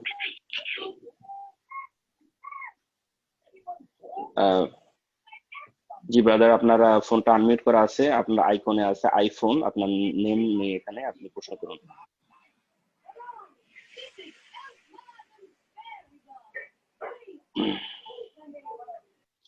সম্ভবত ওনার প্রশ্ন নেই। তো ইনশাআল্লাহ আমি নেক্সট যে ভাইকে আনমিউট করবো, এমডি মামুনুর রশিদ। ইনশাআল্লাহ আপনি প্রশ্ন করবেন। জি, আপনি প্রশ্ন করুন। আসসালামু আলাইকুম রহমতুল্লাহ। সাহেব কেমন আছেন? জি বলেন। আমি মামুনুর রশিদ, অস্ট্রেলিয়া থেকে। মাশাআল্লাহ মাশাআল্লাহ, ভালো আছেন, আল্লাহ ভালো রাখুক। জি, আমার একটা প্রশ্ন, ওই যে সন্তান লাভের নিয়তে কেউ যদি হজ বা উমরা করে, এটা কতটুকু সঠিক হবে? সন্তান লাভের উদ্দেশ্যে কেউ যদি হজ উমরা করে, হজ উমরা তার ফরজ না নফল? হজটা ফরজ। ফরজ, অসুবিধা নেই। ফরজ হোক অথবা নফল হোক, যে কোনো এবাদত বন্দেগী আল্লাহর সান্নিধ্যে পৌঁছায় বা আল্লাহর নৈকট্য লাভের মাধ্যম। তো আল্লাহ নেক আমলের মাধ্যমে আল্লাহর নৈকট্য অর্জন করে দোয়া করা বা কোনো কিছু কামনা করা শরীয়ত সম্মত। যেমন ওই 3 জন লোক প্রাচীন যুগে মানে ইসরায়েলদের, তারা যখন ওই পাহাড়ের গুহায় ফেসে গেছিল, প্রত্যেকে নিজ নিজ আমল পেশ করেছিল যে আল্লাহ এই কাজটি আমি করেছি, যদি তোমার সন্তুষ্টিজনক করে থাকি তাহলে আমাদেরকে এই বিপদ থেকে মুক্ত করো। তো এই জন্য নেক আমলের ওসিলা নেওয়া জায়েজ। তো কেউ যদি হজ উমরা করে এইভাবে যে আমার এই হজ উমরাটা ওসিলা আল্লাহর কাছে, আল্লাহর নৈকট্য লাভের উপায়, যে এর মাধ্যমে আমি নেক সন্তান চাই, বা ছেলে সন্তান চাই, মেয়ে সন্তান চাই, ছেলে আছে মেয়ে চাই, মেয়ে আছে ছেলে চাই, মনের আকাঙ্ক্ষা, কোনো অসুবিধা নেই, জায়েজ আছে। জি, জাযাকাল্লাহ খায়ের। এখন প্রশ্ন করবেন আহনাব হোসেন, আপনার ফোনটা আনমিউট করছে, আপনি প্রশ্ন করুন। জি, আপনি প্রশ্ন করুন। আসসালামু আলাইকুম রহমতুল্লাহ। বাংলাদেশে বাংলাদেশে মসজিদ গুলাতে জামাত হয়, জি অনেক মানুষ জামাত করেন, জি যদিও মক্কা মদিনা জামাত হচ্ছে না, এটা কতটুকু শরীয়ত সম্মত? আমাদের অনেক সাহেবও সেখানে জামাত করান। সাদাকাল্লাহ। দেখেন, শরীয়তে কোন জায়গায় ছাড় আছে? কেউ যদি ছাড় না মেনে বলে যে আমি জামাত করব, তো তাদেরকে আমি নিষেধ করতে যাব না, বাধাও দেব না, তাদের তারা যে ভুল করছে এটাও বলতে যাব না। হ্যাঁ, তাদের সেটা হিম্মতের ব্যাপার, সাহসের ব্যাপার, এবং তাদের সেটা ব্যাপার। কিন্তু আল্লাহ যেখানে আপনাকে ছাড় দিয়েছেন সেই ছাড় গ্রহণ করাটা বাঞ্ছনীয়। যেমন আপনি অসুস্থ আছেন, আমার বিষয়টা, বা সফরে আছেন, সফরে আল্লাহ সিয়াম কাজা করার ছাড় দিয়েছেন, আল্লাহ ছাড় দিয়েছেন যে এখন কাজা করে না, ছেড়ে দাও, পরে রোজাটা রেখে নিও, সিয়ামটা পালন করে নিও।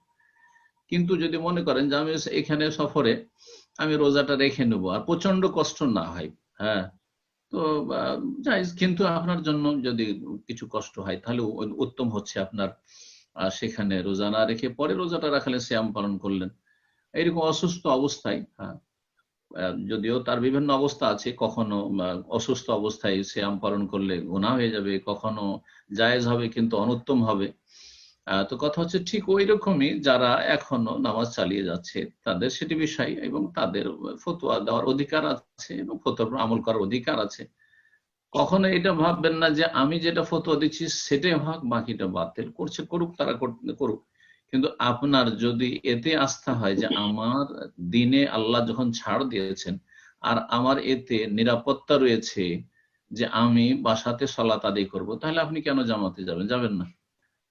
এই উদ্দেশ্যে সৌদি আরবে আলহামদুলিল্লাহ মসজিদগুলি বন্ধ করা হয়েছে, যাতে করে ব্যাপক আকারে ছড়িয়ে না যায় এই করোনার ভাইরাস, যেমন অন্য দেশে ছড়িয়েছে, ইটালি, স্পেন আর অন্যান্য জায়গায় ছড়িয়েছে, বা অন্যান্য দেশে নাম নেওয়ার প্রয়োজন নেই, আপনাদের ওখানেও।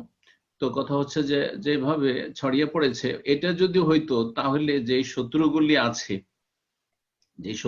আছে সৌদি আরব, তারা কি বলতো যে সৌদি আরব ব্যর্থ, কথা বলছেন। আলহামদুলিল্লাহ ওদেরকে দুশ্মন হাসার আল্লাহ সুযোগ দেননি।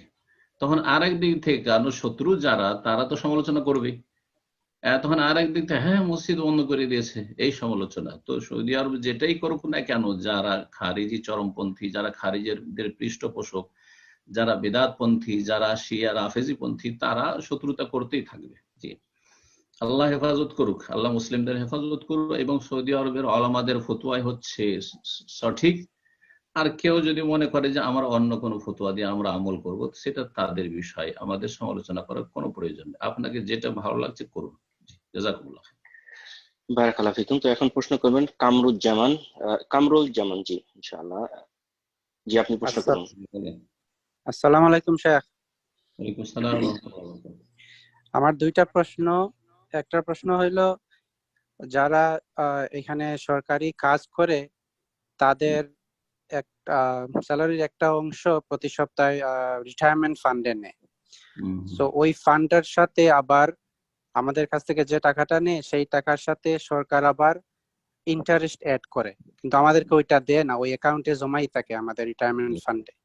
সেই ইন্টারেস্টটা কি করব? এটা এক সময় যখন রিটায়ার করব তখন আমাদেরকে দিবে, ওইটা কি নেওয়া জায়েজ কি না? এরপরে দ্বিতীয় যারা চাকরি করেন জেনে নেন, যারা চাকরি করেন সরকার আপনার কাছ থেকে টাকাটা কেটে রাখছে, যেই সময় টাকাটা কেটে রাখছিল সেই সময় টাকার মূল্য অনেক বেশি ছিল, আর যখন আপনাকে দিচ্ছে অঙ্কে বেশি দিচ্ছে, কিন্তু সেই টাকার মূল্য কিন্তু কমে গেছে। কথা বোঝা গেছে? এখন ইন্টারেস্ট দিচ্ছে না কি দিচ্ছে না দিচ্ছে, সরকার যা দিচ্ছে আপনার যায় আপনার আগামী ভবিষ্যৎ নিরাপত্তার জন্য, যে ভবিষ্যতে যেন অসহায় না হয়ে পড়েন, সেই জন্য আপনার কাছ থেকে কিছু কেটে রাখা হচ্ছে আর পরে দেওয়া হচ্ছে। এটা ভালো জিনিস, আর এর জন্য বেশি দিচ্ছে, এটা নিতে পারেন, কোনো অসুবিধা নেই ইনশাআল্লাহ। আচ্ছা, আমার দ্বিতীয় প্রশ্ন হলো, কাজের মধ্যে যদি কোনো অ্যাক্সিডেন্টে মৃত্যু আসে, তাইলে ফ্যামিলিকে তারা একটা ডেথ বেনিফিট দিবে, সেটা কি নেওয়া যাবে? জায়েজ, হ্যাঁ হ্যাঁ জায়েজ জায়েজ। তাহলে সরকার এই অনুদান দিচ্ছে যাতে করে সেই পরিবারটা একবারে ভেঙে না পড়ে বা অসহায় না হয়ে যায়, সেই জন্য সহযোগিতা করছে। জায়েজ, নেবেন এগুলো। জি, জাযাকাল্লাহ খায়ের। সো এখন প্রশ্ন করবেন জাকারিয়া এমডি ইনশাআল্লাহ।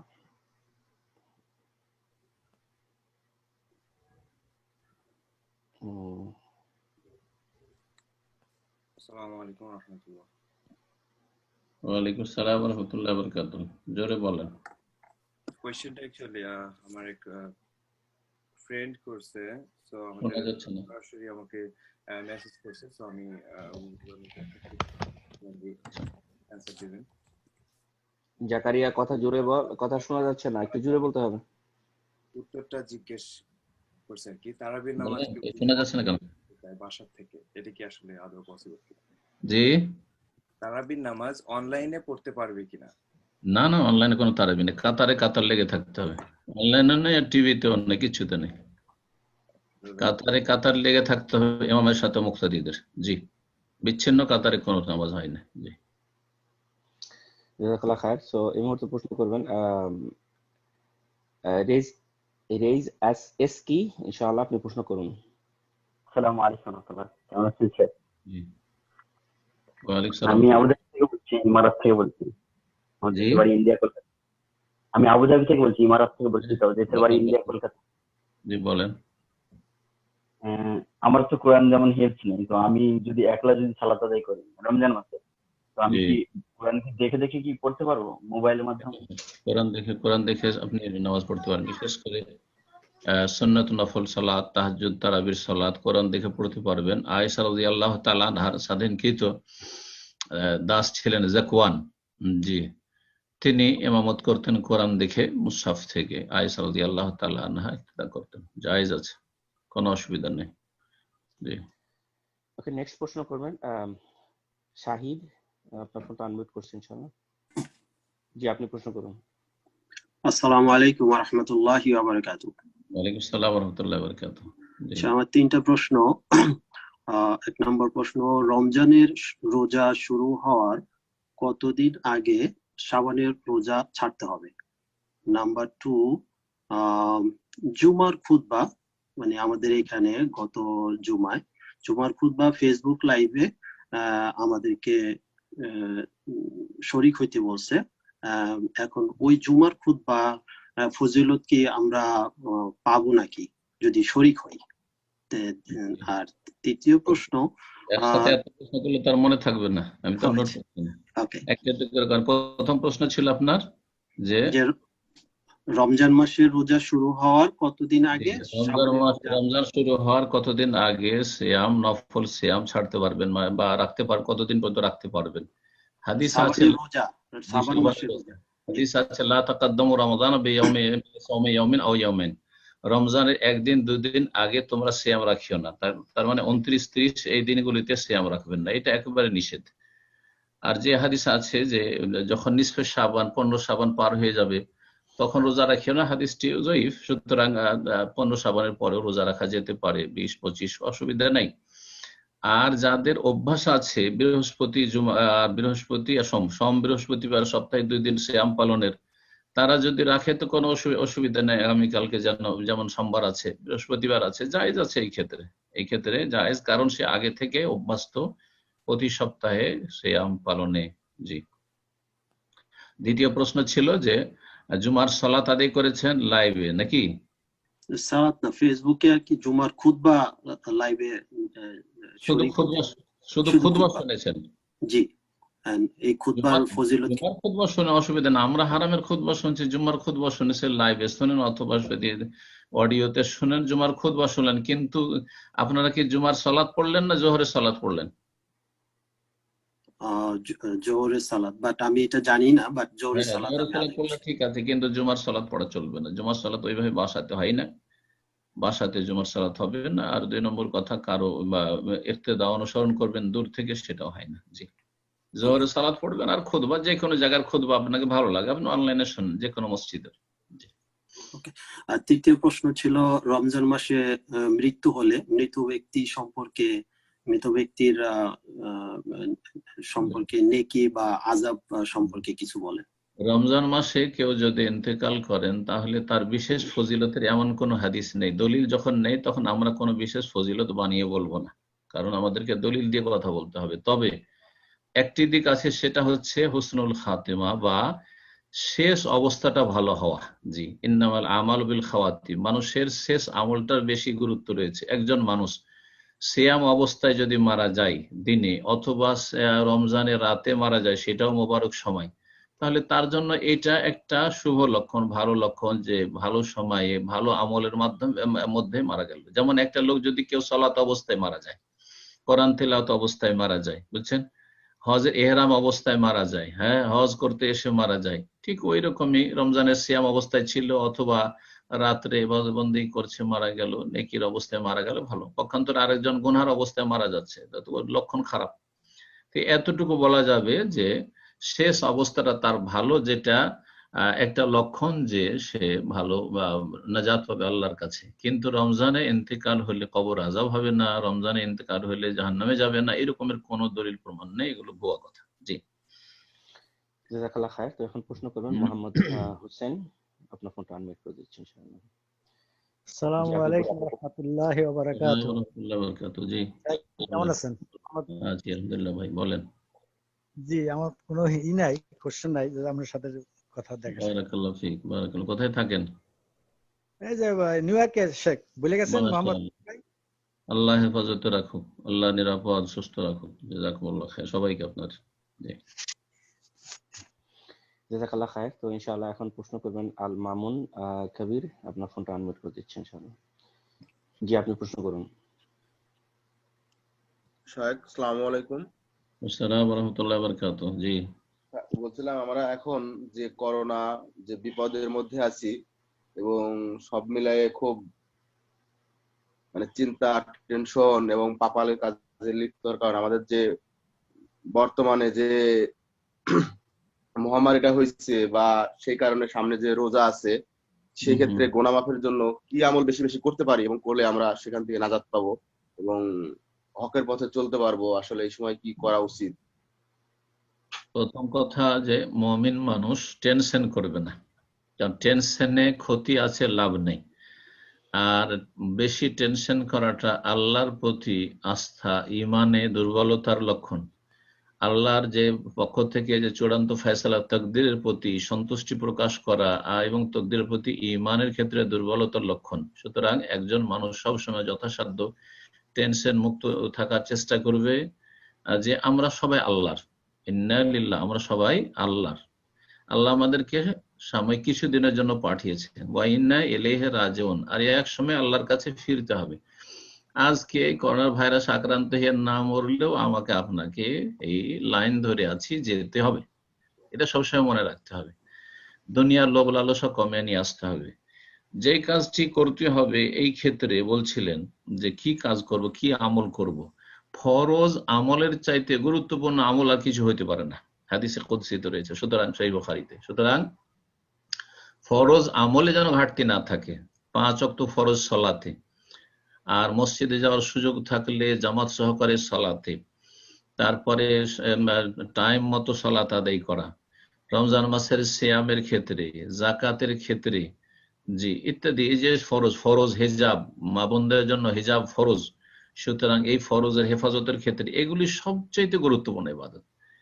একজন বোনের জন্য কোরআন তেলাওয়াতের চাইতে বাসায় বসে বসে তেলাওয়াত করে আর পর্দা করেন না, কাজের সময় আবার পর্দা করেন না, না না না, এর চাইতে অনেক ভালো যে কোরআন তেলাওয়াত কম করে কিন্তু হিজাব করে, কারণ হিজাব করা ফরজ আর কোরআন তেলাওয়াত করা সুন্নাত, মুস্তাহাব, মুস্তাহাব নেকির কাজ।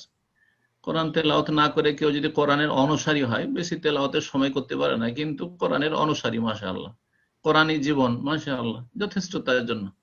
কিন্তু শুধু কোরআন তেলাওয়াত করে খুব বেশি বেশি, আর এদিকে পর্দাও নেই, আর এদিকে ফরজ ওয়াজিব ঠিক নেই, আর তারপরে হারামে লিপ্ত আছে, কাবিরা গুনাহে, তাহলে তো লাভ হবে না।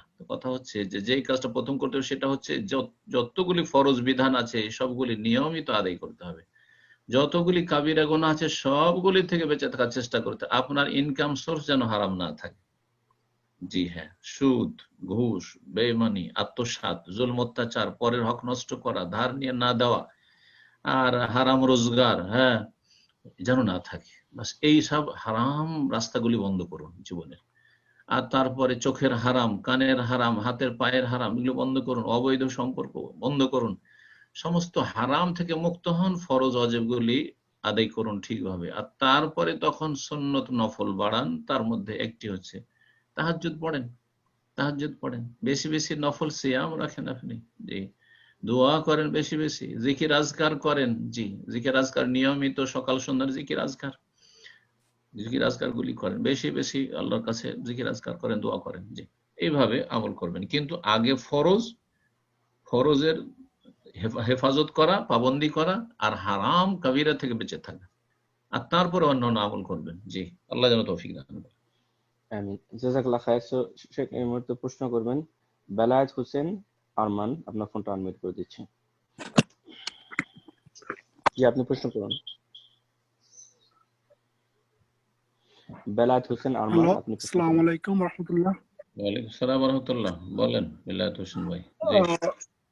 জি, আমি নিউ ইয়র্ক থেকে বলতেছি। আমার দুইটা প্রশ্ন ছিল, একটা প্রশ্ন আমি আনসার পাইছি। সেকেন্ড একটা প্রশ্ন হলো, আমার এখানে একটা বাড়ি আছে, তো জাকাত দেওয়ার ক্ষেত্রে আমার কিছু লোনও আছে, সেই ক্ষেত্রে আর আমার কিছু সামান্য ক্যাশ আছে, তো সেই ক্ষেত্রে আমার কি করতে হবে? দেখেন, আপনার উপর লোন আছে বলে আপনার ক্যাশের জাকাত দেবেন না, এটা চলবে না। আপনার কাছে আপনার মালিকানাতে যে সম্পদটা আছে, টাকার আকারে অথবা স্বর্ণ গোল্ডের আকারে অথবা আপনার সিলভার চাঁদির আকারে, এগুলোতে আপনি জাকাত, ব্যবসায়ী সামগ্রী, ব্যবসা বিজনেস দোকানপাটে মাল সামান আছে সেগুলি, এগুলো জাকাত দেবেন, এগুলো জাকাত দেবেন। কিন্তু আপনার একটা বিল্ডিং আছে, বাড়ি আছে, বসবাসের জন্য রেখেছেন, অথবা ভাড়া সেখান থেকে আসছে, এটা ইনকাম সোর্স হিসাবে রেখেছেন, সে বিল্ডিং, আপনি বিল্ডিং ব্যবসা করেন, রিয়েল এস্টেটের ব্যবসা করেন না আপনি, বরং আপনি ওখান থেকে ভাড়া আসলে রোজগার চলতে আছে, এগুলোর জাকাত লাগবে না। তো যে বিষয়টি বলছি যে জাকাত আপনাকে দিয়ে যেতে হবে। আপনার মালিকানায় টাকা আছে, আমার কাছে 1 লাখ পাবে আর আমার কাছে 1 লাখ আছে, যেহেতু 1 লাখ পাবে, আমি ঋণী হয়ে আছি, সেই জন্য আমি জাকাত দেবো না, না, এটা চলবে না, এই ফর্মুলা নেই। আপনি তাহলে পেমেন্ট করে দেন, আপনার হাত খালি করে দেন, ব্যাস, জাকাত লাগবে না। বছর পুরা হওয়ার আগে আপনি হাত খালি করে দেন, জাকাত লাগবে না। কিন্তু আপনার কাছে যখন সম্পদ আছে, অবশ্যই জাকাত লাগবে। জাযাকাল্লাহ খাইর। জাযাকাল্লাহ খায়ের। সো শেখ, অনেক ব্রাদার লাইনে আছেন এই মুহূর্তে, যে কারণে আমি ব্রাদারদের ফোন রাইট অ্যাওয়েতে মিউট করে দিচ্ছি ইনশাআল্লাহ।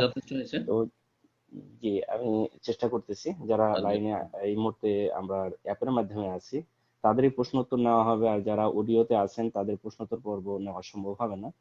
আর আমি রিকোয়েস্ট করব, আমরা ব্রাদারদেরকে বলবো আমি কনফারেন্স শেষে আমাকে কল দিতে, তাহলে আপনাদেরকে অডিও ভিডিও সিস্টেমটা আমি একটু দেখাই দেবো, তাহলে আপনারা ইজিভাবে ভিডিও সিস্টেমে ঢুকতে পারবেন, আপনারা প্রশ্ন করতে পারবেন ইনশাআল্লাহ। এখন প্রশ্ন করবেন হাবিব ভাই। আসসালামু আলাইকুম। ওয়ালাইকুম আসসালাম ওয়া রাহমাতুল্লাহি ওয়া বারাকাতুহু। জি ভাইয়া, আমার প্রশ্ন হলো, আমি যখন নামাজ পড়ি আমার মেয়েটা খুবই ডিস্টার্ব করে, কাঁধে উঠে সামনে দিয়ে দৌড়াদৌড়ি করে, আমি কি করব? কত বয়সের? বয়স কত? 3.5। জি, আচ্ছা, 3.5 বছর। হ্যাঁ, বুঝছি। অসুবিধা নাই, কোলে নেবেন। নবী সাল্লাল্লাহু আলাইহি ওয়াসাল্লাম এই ক্ষেত্রে যদি কেউ সামলে রাখার মতো থাকে, যে কেউ সামলে রাখবে, তাহলে তাই সামলে রাখতে বলবেন বাসাতে।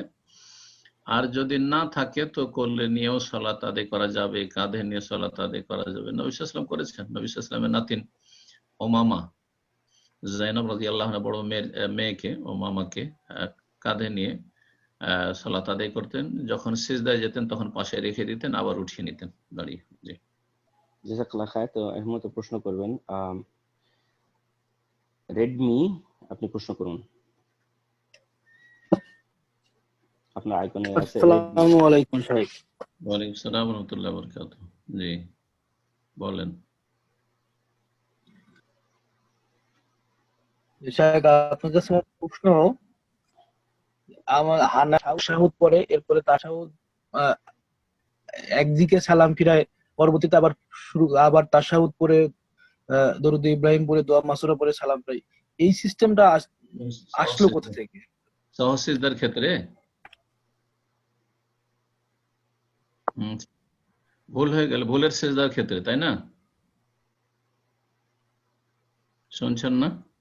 সম্ভবত ওনার নেটে প্রবলেম। জি, তাই বলছে সে।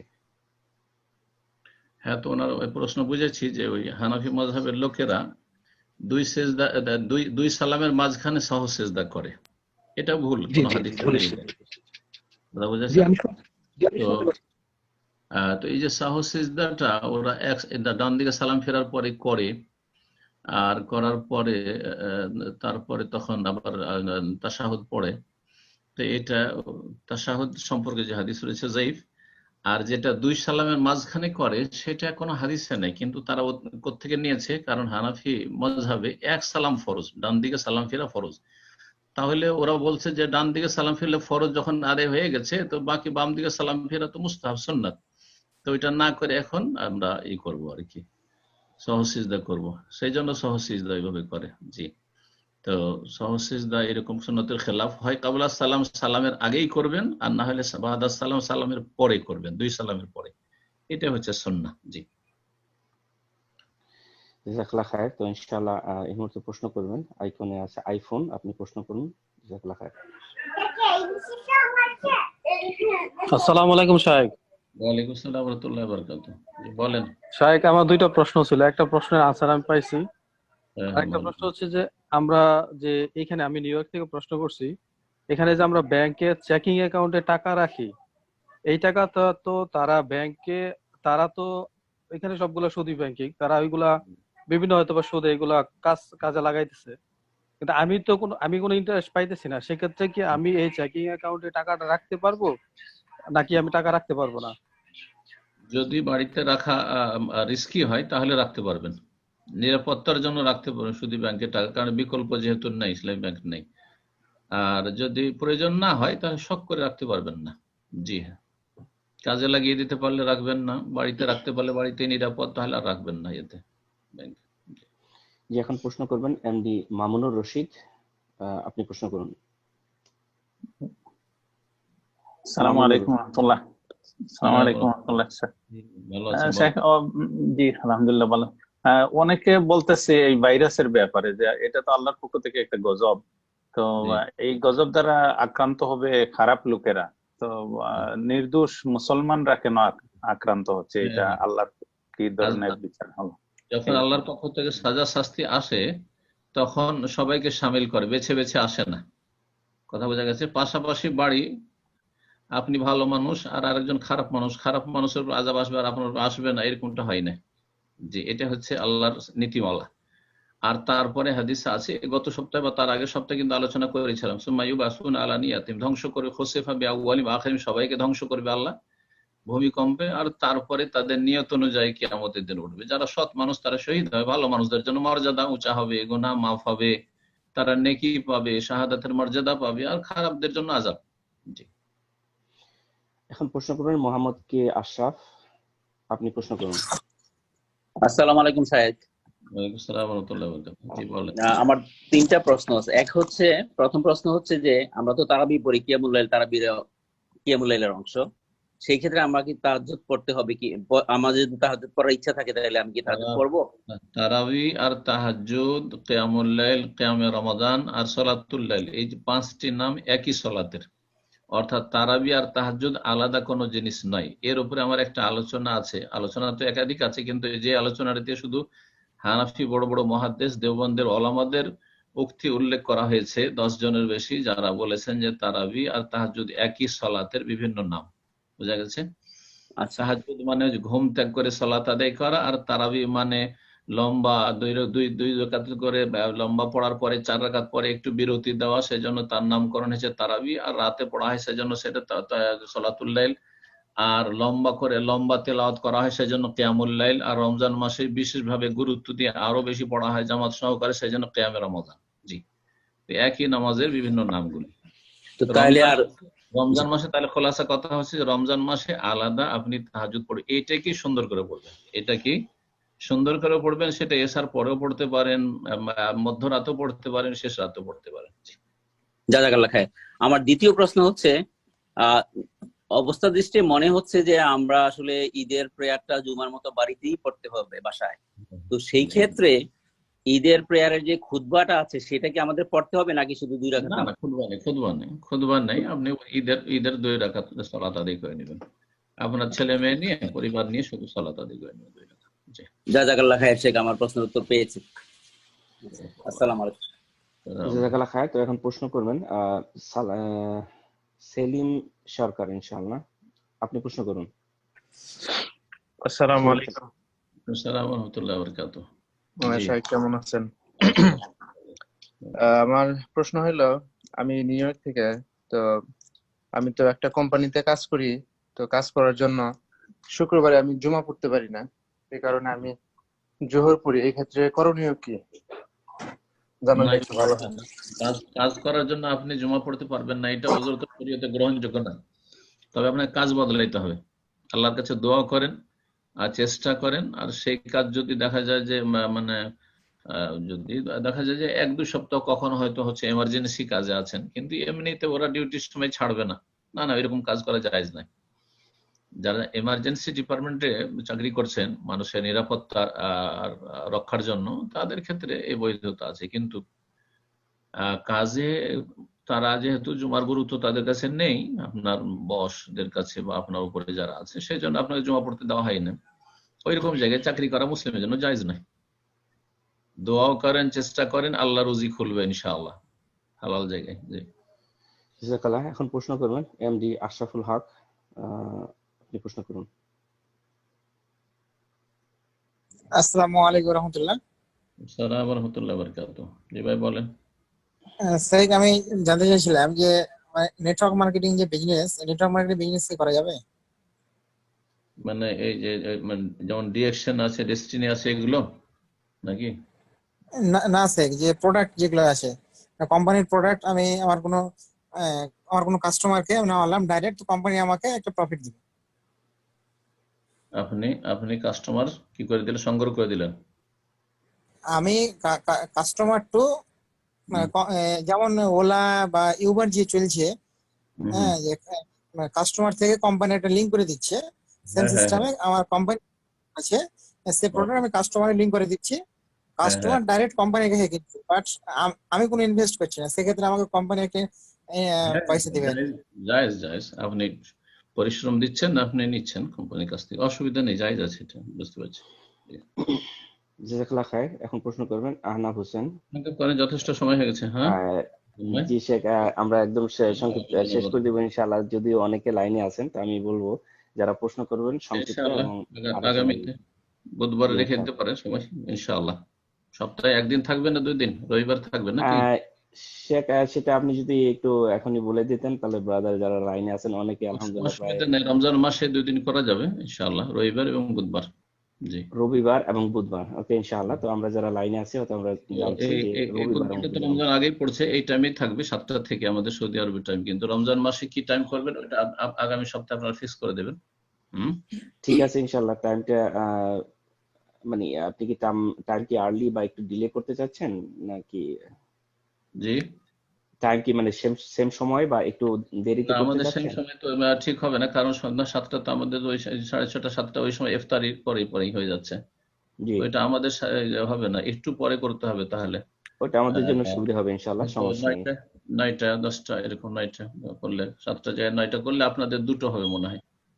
জি ইনশাআল্লাহ, ওটা আমাদের জন্য সুবিধা হবে, কোনো সমস্যা নেই। রমজান মাসে যদি বিকেল 2টো অথবা 4টা, সমস্যা নেই, করেন তো।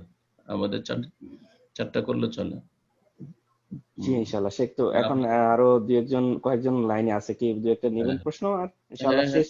যদি ইমরান সাকিন পর্যন্ত রিলেটেড থাকে সিয়াম রমজান তাহলে করেন, না হলে থাক আগামীতে ইনশাআল্লাহ।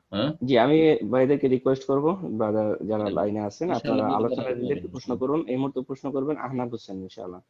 আসসালামু আলাইকুম ওয়া রাহমাতুল্লাহ। শাহেখ, আমার আম্মা অনেকদিন যাবত অসুস্থ, তো উনি সিয়াম করতে পারেন না। আমি উনার হাদিয়াটা দিয়ে দিই। ফিদিয়াটা কাকে দিব? মিসকিন, আল্লাহ বলছেন ফিদিয়াতুন তা'আমু মিসকিন। হ্যাঁ, মিসকিন যারা নিকট আত্মীয়র মধ্যে যদি কেউ থাকে তাদেরকে দিতে পারবো? খাদ্যের অভাব থাকতে হবে, খাবারের অভাব থাকতে হবে। যাদের হাজবেন্ড ছেলে মেয়ে নাই ওরা পাবে? হাজবেন্ড ছেলে মেয়ে নেই তো ইনকাম সোর্স নেই, মহিলা মানুষ আর অভাবী, তা ইনকাম সোর্স না থাকে, আর ওর যদি সম্পদ নিজেরই থাকে তাহলে তো আর মিসকিন না, কিন্তু ইনকাম সোর্স নেই হয়তো পাবে। জাযাকাল্লাহু খাইরান। জাযাকাল্লাহ খাইর। সো এই মুহূর্তে প্রশ্ন করবেন কামরুজ্জামান ইনশাআল্লাহ। প্রশ্ন করুন। কামরুজ্জামান ভাই, আপনি আবার লাইনে এসেছেন, ইনশাআল্লাহ যদি প্রশ্ন থাকে সব টাইপের প্রশ্ন করুন ইনশাআল্লাহ। হ্যালো, আসসালামু আলাইকুম শেখ। আসসালামু আলাইকুম ওয়া রাহমাতুল্লাহি ওয়া বারাকাতুহু। জি বলেন। আচ্ছা, আমি জানতে চাইছিলাম আমাদের যে কারেন্ট অ্যাকাউন্ট বা চেকিং অ্যাকাউন্ট আছে, সেই অ্যাকাউন্টে প্রতি মাসেই লেনদেন হয়, টাকা জি। আসে এবং টাকা যায়, সেই ক্ষেত্রে কোন টাকার উপরে যাকাত দেব? যে টাকাটা আপনার কাছে, আপনি যখনই 1 বছর পুরা হবে, প্রথম নেশাব যেটা পৌঁছিল, নেশাব হচ্ছে 1000 রিয়াল, মোটামুটি 1000 রিয়াল মানে আপনাদের কোন দেশে আছেন আপনি? আমেরিকায়, নিউ ইয়র্কে আছেন, মোটামুটি $300 হ্যাঁ, তাহলে $300 যদি হয়ে যাবে, তারও বেশি $250। $250 যদি থাকে, যেদিন প্রথম হয়েছে আপনার কাছে জমা আর কি, আর সেদিন থেকে শুরু করে 1 বছর যখন পুরো হবে, তখন যত টাকা আপনার কাছে থাকবে, যেখানে থাকবে, বাড়িতে থাক, ব্যাংকে থাক, বিভিন্ন জায়গায় ছড়িয়ে ছিটিয়ে থাক, কারো কাছে আমানত থাক। জি, এমডি আইফোন, আপনি যদি আলোচনা রিলেটেড প্রশ্ন থাকে প্রশ্ন করুন। জি, এমডি প্রশ্ন করুন, এমডি আইফোন। কি আমি? জি, আপনি এখনো আপনার হ্যান্ড রেজ আছে, আপনার মনে প্রশ্ন না থাকলে আপনাকে মিউট করছি ইনশাআল্লাহ। জাযাকাল্লাহ খায়ের। আচ্ছা, আর 2টা বা 3টা প্রশ্ন উত্তর নিব ইনশাআল্লাহ। এখানে দেখা যাচ্ছে ইমরান সেকেন্ড পর্যন্ত ইনশাআল্লাহ, ওনার লাস্ট প্রশ্ন নেব শেখ। তো এই মুহূর্তে প্রশ্ন করবেন আব্দুল হামিদ। আব্দুল হামিদ, আপনি প্রশ্ন করুন। জি, হ্যালো। সুবহানাল্লাহ, আমার আইফোন।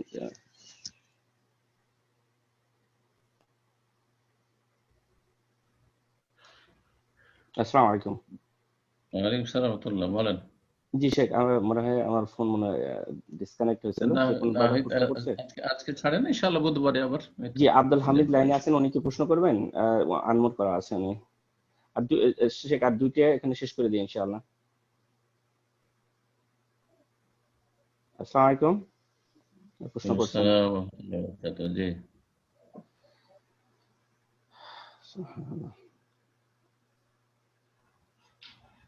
শোনা যাচ্ছে না তো? হামিদ ইনশাআল্লাহ। জি শেখ, সম্ভবত ব্রাদার এই মুহূর্তে এখানেই করেন। হ্যাঁ, জি, আজকে ইনশাআল্লাহ শেষ করে দেন শেখ। দোয়া করে দেন, যাদের প্রশ্ন রয়ে গেল ইনশাআল্লাহ আমরা পরবর্তী প্রোগ্রামে ইনশাআল্লাহ উত্তর নেওয়ার চেষ্টা করব। আল্লাহ আপনাকে ভালো রাখুন। সুবহানাকাল্লাহু ওয়া বিহামদিকা, আশহাদু আল্লা ইলাহা ইল্লা আনতা, আস্তাগফিরুকা ওয়া আতুবু ইলাইক। জি, আসসালামু আলাইকুম ওয়া রাহমাতুল্লাহ। সম্মানিত দিনী ভাই বোনেরা, যারা হয়তো সিরিয়ালি আছেন প্রশ্ন করার জন্য, আমাদের সময়ের স্বল্পতার কারণে আপনাদের প্রশ্নগুলো নেওয়া হলো না।